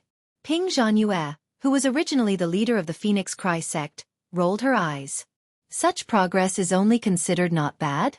Do you know that if such results were in the original Phoenix Cry sect, even if only one or half of them made such a leap, the entire sect would at least celebrate? Even in their dreams, they would not have dreamed of such a wonderful thing. Low-level disciples definitely won't be able to make it to the war between the two clans this time. Yun Yang told Ping Zhanyue regretfully, there are still benefits to improving slower. Ping Zhanyue was dumbfounded. Then, she choked and coughed violently. Head Venerate, your focus isn't right. This is slow. This is slow. Do you want others to live? Every single one of these low-level disciples you speak of has the ability to become a leader or an elder in other lower-class sects as long as they're released. I don't have anything in common with you. It was only when everyone had left that Yun Yang finally stretched his back. Finally, it's all right. For a moment, he actually felt his whole body relax, and it was a very relaxing feeling. He had been careful and cautious with every step he took. He also had to bear the weight of a large sect at all times. The pressure was immense. Moreover, there was the demon race's seal and the restriction of his powers. Now that the seal was gone and the sect was strengthened, its ability growing by leaps and bounds, reaching the pinnacle of the world. In another half a year, the Palace of 9 Supremes' ability would probably be no weaker than the 3 heavenly palaces. Thinking of this, Yun Yang stroked his chin and suddenly remembered. Now that my ability has reached this level, I'll need to send someone to the Bloody Soul Mountain to guard a foothold. I'll have to discuss with the 3 Dongfang tribesmen then. It was not a big deal. He could indeed breathe a sigh of relief. Even Shangguan Lingxiu, who was by his side, could clearly feel that Yun Yang had truly breathed a sigh of relief. For a moment, she could not help but exclaim, "You can finally rest." She had watched Yun Yang carry the mountain-like pressure from the Tianxian continent all the way to the bound of universe. Seeing that Yun-yang could finally relax a little today, she could not help reminiscing about the past, feeling an inexplicable ache in her heart. It had not been easy for her man. Yun-yang laughed and said, "I'm suddenly relaxed. Even with my current cultivation base, I still feel like I'm in a trance." "It's strange." Shangguan Lingxiu held his hand tenderly and said softly, "You're just too tired. You've been tensed up all this time. It's not strange that you'll collapse from the sudden relaxation. Rest well and you'll recover naturally." Yun-yang nodded and wrapped his arm around her slender waist gently. Sniffing the fragrance of her hair, he closed his eyes and said, "It's time for a few days of rest." In the following days, Yun-yang did not go out anymore. He did not even cultivate. He could faintly feel that there was an inexplicable force that was searching for him in a very special way. Even when he did not move, even when his body and mind were relaxed and in a state that was barely discernible, the force was still rushing towards the residence of 9 Supremes. It was rushing towards him in a cheerful manner like a reunion between old friends. Yun-yang frowned. Yun-yang knew the source of the force very well, so he immediately released his divine sense to stop it. "Go do what you have to do first. With your current strength, it's not enough to hide from the world yet. Stabilize yourselves first and do what you have to do. I'll go look for you all once I'm done here." Yun-yang had no ill intentions, but he dared not guarantee anything with the 3 sovereigns here. Therefore, he quickly persuaded them to leave. The strange force disappeared immediately. It was very amenable to persuasion. Although it left rather reluctantly, Feng Lingtian said, from the middle to the later stages of the book, he was unwilling to divide the chapters. It was too troublesome. In the early stages, the plot was clear, with a few chapters for one thing and clear organization. The further into the middle, the more things came. It was fragmented, and the chapter names were difficult to come up with. Everyone had to make do with it. Yes, it's easy to start but difficult to finish. There are millions of readers, and everyone has their own desires and opinions. I'll try my best to write this ending so that no one will have any regrets. Chapter 1441. During this period of leisure, Yun-yang would occasionally oversee the palace of 9 Supremes. Other than watching his disciples cultivate, his other work was to further improve some of the imperfections in the palace of 9 Supremes. For example, Yun-yang had changed the original merit redemption standard to a point system. This way, even if he did not have enough points, he could try to accumulate them slowly. It was no longer like before, where he had to have enough points in one go to redeem the target item. Then, of course, he placed a massive amount of resources into the exchange warehouse. There were many mature heaven and earth treasures, mystical metals, spiritual crystals of various colors, mystical weapons, and strange cultivation methods. Even without me, these are enough for this sect to develop for more than 100,000 years. Yun-yang exhaled softly. As for the top-notch items that should not exist in this world, Yun-yang did not put them in. If they were placed inside, they would become a source of trouble. He then placed countless seedlings in the Palace of 9 Supremes herb farm. These were the byproducts of Emmy's transplanting of the spiritual herbs. The Palace of 9 Supremes was rich in spiritual qi, so it was convenient for it to nurture spiritual herbs on its own. After he was done with these, Yun-yang strengthened the foundation formation of the Palace of 9 Supremes by 10 times. This was already beyond the scope of extravagance. When the residence of 9 Supremes was first built, Yun-yang had already used up tens of thousands of ethereal amethysts to set up the foundation formation. This time, with the 10-fold reinforcement, Yun-yang had added another 100,000 ethereal amethysts in one go. Unless the 10 saints work together, the mountain guarding formation is indestructible. Yun-yang felt that it was not enough after placing the ethereal amethysts in, so he modified the underground spiritual vein of the Palace of 9 Supremes and set up another formation. The formation was not huge, but the materials used were even more shocking. It included 10 wisps of qi of Tao, 10 wisps of qi of vitality, 10 wisps of qi of heaven Tao, and 10 wisps of qi of the innate soul. With these strange qi as the foundation, the formation contained an endless supply of nourishing qi that could sustain the Palace of 9 Supremes for hundreds of thousands of years. To ensure that nothing went wrong, the foundation of Yun-yang's nurturing formation was an innate spirit-gathering seal. It could ensure that the formation would absorb the spiritual qi of heaven and earth and operate on its own for countless years. Only then could the strange qi of heaven and earth operate and grow on its own, never changing. It was also from this day onward that the residence of 9 Supremes truly transformed into the best cultivation sanctuary in the entire bound of universe.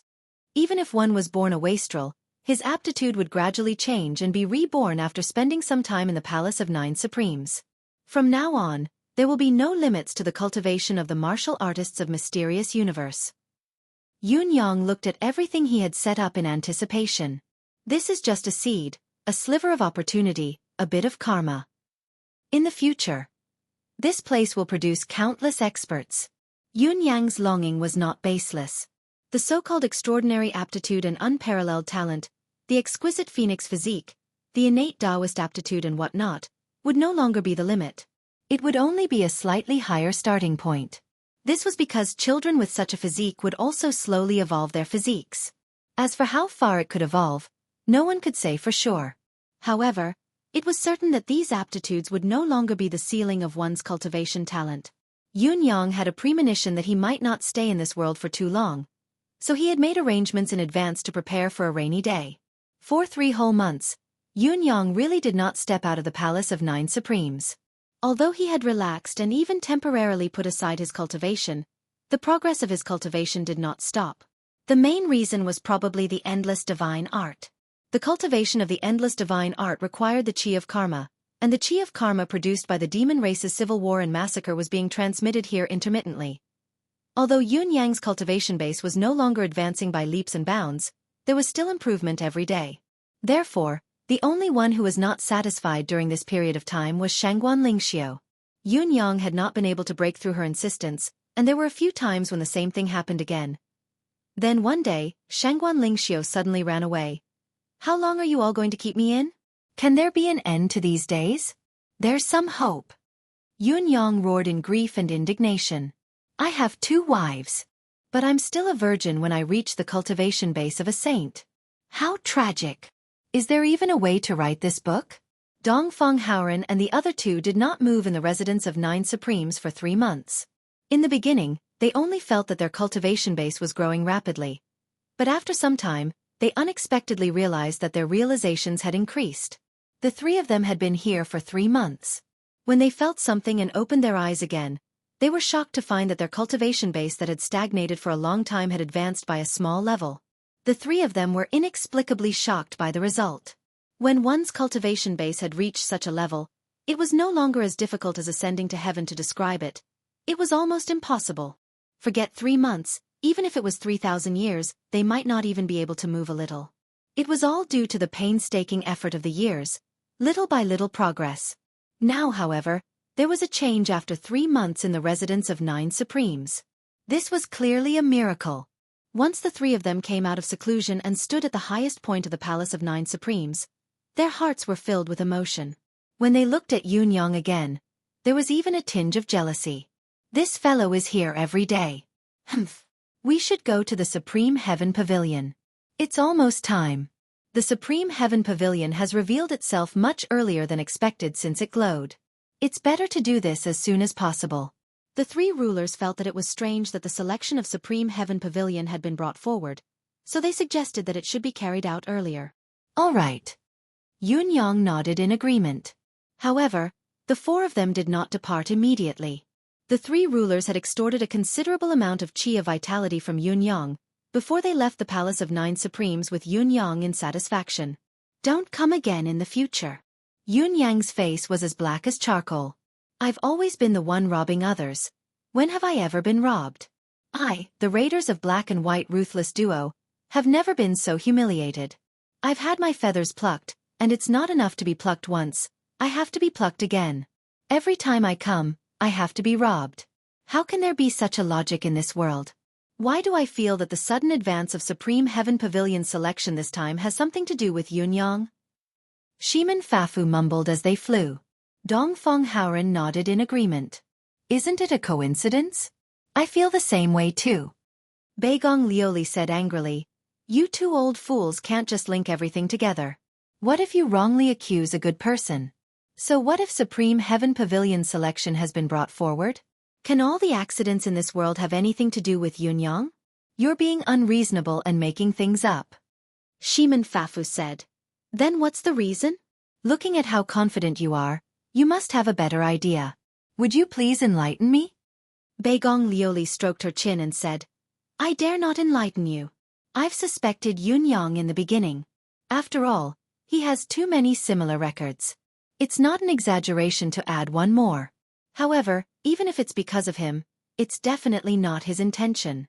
After all, he's a good person who gave me dozens of children. This is reasonable enough. Dongfeng Haoren and Shimin Fafu flew forward without a word, pursing their lips. All right, you have a lot of wives, you're awesome. You have a lot of face now, you call the shots, all right?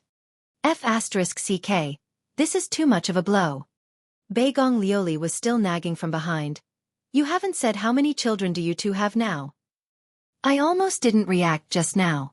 You're changing the topic, aren't you? Why don't you talk about something serious? Creation of life. It's a big deal. Dongfeng Haoren and Shimin Fafu remained silent, bursting with their top speed and dashing to the front. Look, these two are even dominators. What kind of bearing is this? Beigong Lioli grinned at Yun Yang and said, I'm just asking a question. Look at your dark face. Even I can't stand it.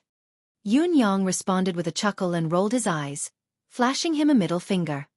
F***CK, your father gave you the chi of vitality and you still want to make things up for your father? Is there any place for reasoning in this world? He's a good person who gave me dozens of children. Do you F***King know that there's another way to interpret this? If your father is really an adult, then so be it. But your father is still a virgin, do you know that? Your father won't take the blame for this, I can't. Since they still had time to spare, these people did not travel by tearing the space apart. After all, it was an extravagant method that consumed a lot of cultivation base. However, Dongfeng Haoren, Shimin Fafu, and Yun Yang had long regretted it. Neither of them had expected Beigong Lioli, who had always looked like a brute, to be so detestable. On the other side, Ji Lingxi was glowing red from head to toe. It was Yun Yang's nemesis, the red protective glow reappearing in maroon. In front of Ji Lingxi, a black-robed elder was wailing as he was flung away. As he flew, his body disintegrated. As his flesh and blood splattered, even his bones were shattered. His divine sense was like a fire in the wind, flickering and disappearing bit by bit. You, who are you? The black-robed elder howled in agony as he struggled to ask. It doesn't matter who I am. I'm just waiting for you here. Ji Lingxi said coldly, quietly waiting for your attack. The black-robed elder uttered his last hateful words, the Qian family is wrong. Before his words echoed in the air, his body dissipated completely, his divine sense vanishing along with it. He's the Qian family's old forefather, Qian Shuanyue. Qian Duoduo's gaze was filled with a complicated emotion. He's also the Qian family's top expert. A pinnacle expert of this world, a half-saint. Ji Lingxi said faintly, we were waiting for the Qian family's extreme counterattack, for this half-saint.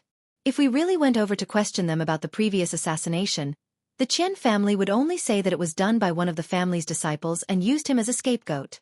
With the Qian family's gold celestial luck banner background, we couldn't use that as an excuse to go to the extreme. Now that the Qian family's old forefather has come personally, this matter can be settled.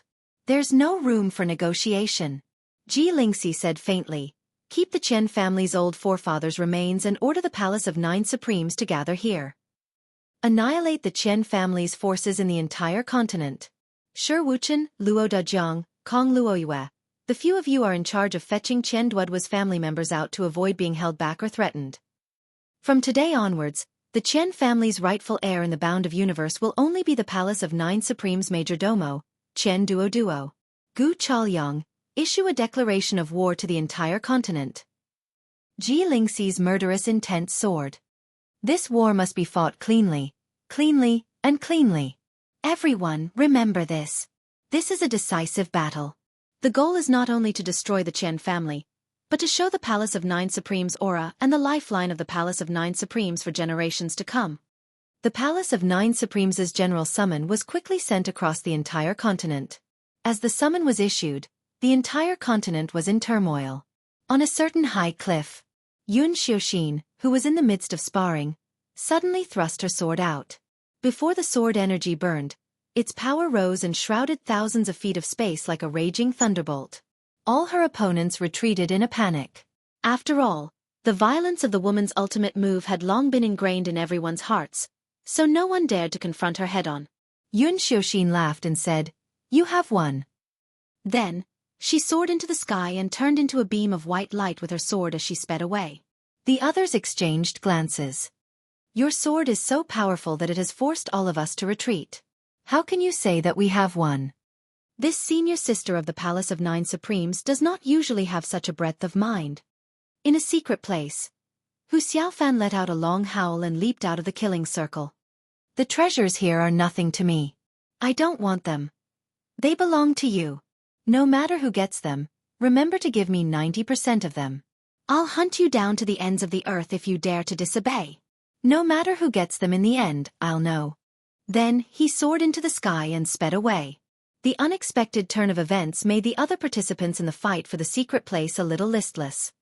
"Although you, Hu Xiaofan, have contributed to the seal of the Forbidden Land here, we are the main force in breaking it.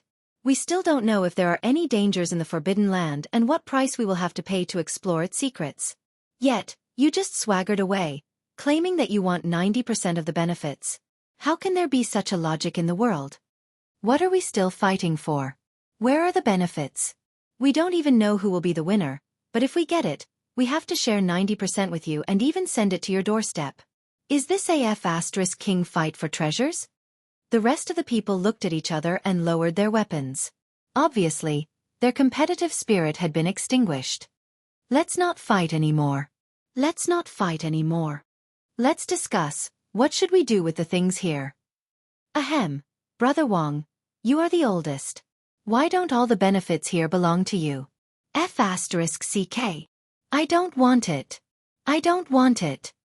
I don't want it either. I don't want it either. How can it be in my eyes? Hu Xiaofan is too wicked. It's fine if he snatched it on the spot. That's because he is so strong that we can't match him. Survival of the fittest is the law of nature. But if I work hard to snatch it, but still have to send him many benefits from tens of thousands of miles away, I can't swallow this. I'd rather not have the benefits here." Who said it wasn't? In the end, the crowd finally came to a decision. "Brother Zhang, you are the youngest, have the least cultivation resources, and have the weakest cultivation. Let's just give all the things here to you." That younger brother Zhang. He never thought that he would have such a big pie falling on his head when he just came in to gain some experience. "Ahem. You're still young, and you don't care about your reputation. We'll help you sort it out, and then give it to you. You're a great man. Give 90% to that Hu Xiaofan. Ahem. Hero Hu. Ahem. Hero Hu, yes. Ahem, ahem, ahem." A series of coughs sounded. F***CK. Such a thing still wants others to call him hero. He's not happy to not call him that. Which part of him looks like a hero? Hu Xiaofan's shout was, "Hero who is eager for justice." The so-called shout was a name that was widely known only when one called it by oneself. It was completely different from a nickname given by others. All the people in the pugilistic world who knew him would twitch all over when they heard this shout. He had never seen such a hero before. Sneak attacks, fabricate rumors, blackmail, coerce, be greedy for money, and be selfish. He would eat everything he had and then take it away, refusing to give it to others. How could such a person have the cheek to call himself hero who was eager for justice? It's natural for you to help him, but if he helps you, you will go bankrupt, and your children and grandchildren won't be able to repay this favor. How could you call him hero who is eager for justice? Hu Xiaofan's eagerness for justice was indeed true. No matter who was in trouble, he would enthusiastically come to help. But after helping, he asked for remuneration, and even demanded an exorbitant price, making people feel as if the sky was falling down. What kind of explanation was this? There was once a friend in the pugilistic world who quarreled with his friend. The cause was just a moment of anger after getting drunk. The two of them sparred on the spot, and one of them lost. In fact, it was just a fall. Then, Hu Xiaofan, who claimed to be his friend, insisted on standing up for his friend. Yes, it was to help. In the end, the two of them went bankrupt and gave it to Hu Xiaofan alone. Not only that, they even wrote an IOU of 100,000 pieces of low-grade spiritual jade. There were so many examples like this that Hu Xiaofan was now notorious in the pugilistic world. It was to the point that even mystical beasts would turn their heads and run away when they heard these 3 words. Just because a mystical beast injured its leg, Hu Xiaofan helped it, and then this mystical beast clan sold hundreds of its mystical beasts to become Hu Xiaofan's slaves. Moreover, they signed a contract for 30 generations of their descendants in one go. Tell me, who would dare to ask for his help? Now, if the pugilistic world heard a voice coming from the side, "Do you need help?" most of the people on both sides would instantly scatter like birds and beasts. They wouldn't even bother to find out who was asking for help. In any case, they wouldn't fight anymore, okay? Hu Xiaofan once created a record. There were 2 people who had been enemies for generations, and they couldn't live under the same sky. One killed the other's brother, and the other killed the other's sister. Whenever the 2 of them met, they would fight to the death. However, the cultivation of these 2 people happened to be on par, and they were evenly matched. There was no clear winner or loser in the end. One day, the 2 of them made an appointment to fight to the death. In the end, when it was about to happen, Hu Xiaofan rushed over excitedly and asked as usual, "Do you need help?" In the end, the 2 of them immediately threw down their weapons and hugged each other affectionately. They patted each other's shoulders and called each other brothers with tears in their eyes. "Brother, I misunderstood you." "Brother, it's all my fault." No, it's my fault." No, little brother's heart was clouded by lard. "Don't say anything, let's go have a drink." From then on, the 2 of them turned hostility into friendship, and were betrothed to each other before they were even born. What happened next was a story for another time, but it could still prove how powerful and terrifying Hu Xiaofan's words of help were. On the other side, Yu Chonghang, who was drinking, stood up abruptly and apologized to the people around him. Without another word, he soared into the sky and left quickly. Somewhere, Bai Yexing soared into the sky without warning and sped away like a shooting star.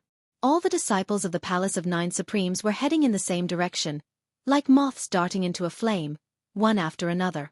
The battle between the Palace of 9 Supremes and the Qian family had affected most of the bound of universe. The Qian family's foundation was undoubtedly profound. It was no longer the top aristocratic family in the bound of universe, but it was still incomparable to the current Palace of 9 Supremes. For this battle, the Palace of 9 Supremes had dispatched 20 Saint Emperors at once, and most of these Saint Emperors were at the pinnacle of 3rd-class and 4th-class Saint Emperors. Other than the top-notch Saint Lords, there were also hundreds of Saint Lords and 5,000 Saint Emperor cultivators. They came with the force of a mountain, and the one who attracted the most attention and led this battle was the wife of the sect leader of the 9 Supremes. I don't know what this madam's cultivation is, but a half-saint expert launched a sneak attack, and it seems that this madam didn't even have the chance to defend herself. She took the full brunt of the attack, but the result was that the half-saint was killed by the backlash. It was an extreme way of dying, with his body crushed and his soul destroyed. What level of cultivation base was required to achieve this? When the news of the Qian family's patriarch's death spread, everyone in the Qian family was dumbfounded. That was a half-saint. He had gone all out and struck the target with all his might, but the target was unharmed while he himself was the one who had died from the recoil. It was a myth no matter how one looked at it. In the face of the Palace of 9 Supremes' all-encompassing attack, the Qian family could only put up a last-ditch struggle for a while. In just a few days, dozens of Qian family supreme venerables were killed, and 3 Saint Emperors were crippled. 3,000 of their core forces, including Saint Kings and Saint Emperors, were all dead in the wilderness. The Qian family had asked for help everywhere, sacrificing their capital and making countless promises, but no one had responded. The Sacred Heart Palace and the Sacred Soul Palace pretended to be deaf and mute, while the other 2 families were afraid that the Palace of 9 Supremes would seize the opportunity to attack. They were desperately trying to please the Qian family. "You're at death's door, and you still want to drag us down with you?" 7 days later, the Qian family's forces were completely routed. Wherever the Palace of 9 Supremes passed, all the Qian family shops were sealed. Their men were all driven out, and those who resisted were killed without mercy. On the 10th day, the Qian family announced their full surrender. However, the Palace of 9 Supremes made it clear that they would not accept a simple surrender, throwing out a dozen harsh conditions. If the Qian family accepted all of these conditions, the Qian family would be completely gone. The Chen family said that they needed to consider it and asked for 3 days. The Palace of Nine Supremes agreed, but in these 3 days, they had taken all the Chen family's assets and properties as their own. When the Chen family said that they wanted to talk again 3 days later, they were shocked to find that there were a few more conditions. The Chen family had no choice but to accept all of the Palace of Nine Supremes' conditions. The Chen family members who had harmed Chen Duo and his family were all expelled from the family, and the cultivation base of the experts were all destroyed, leaving them to fend for themselves.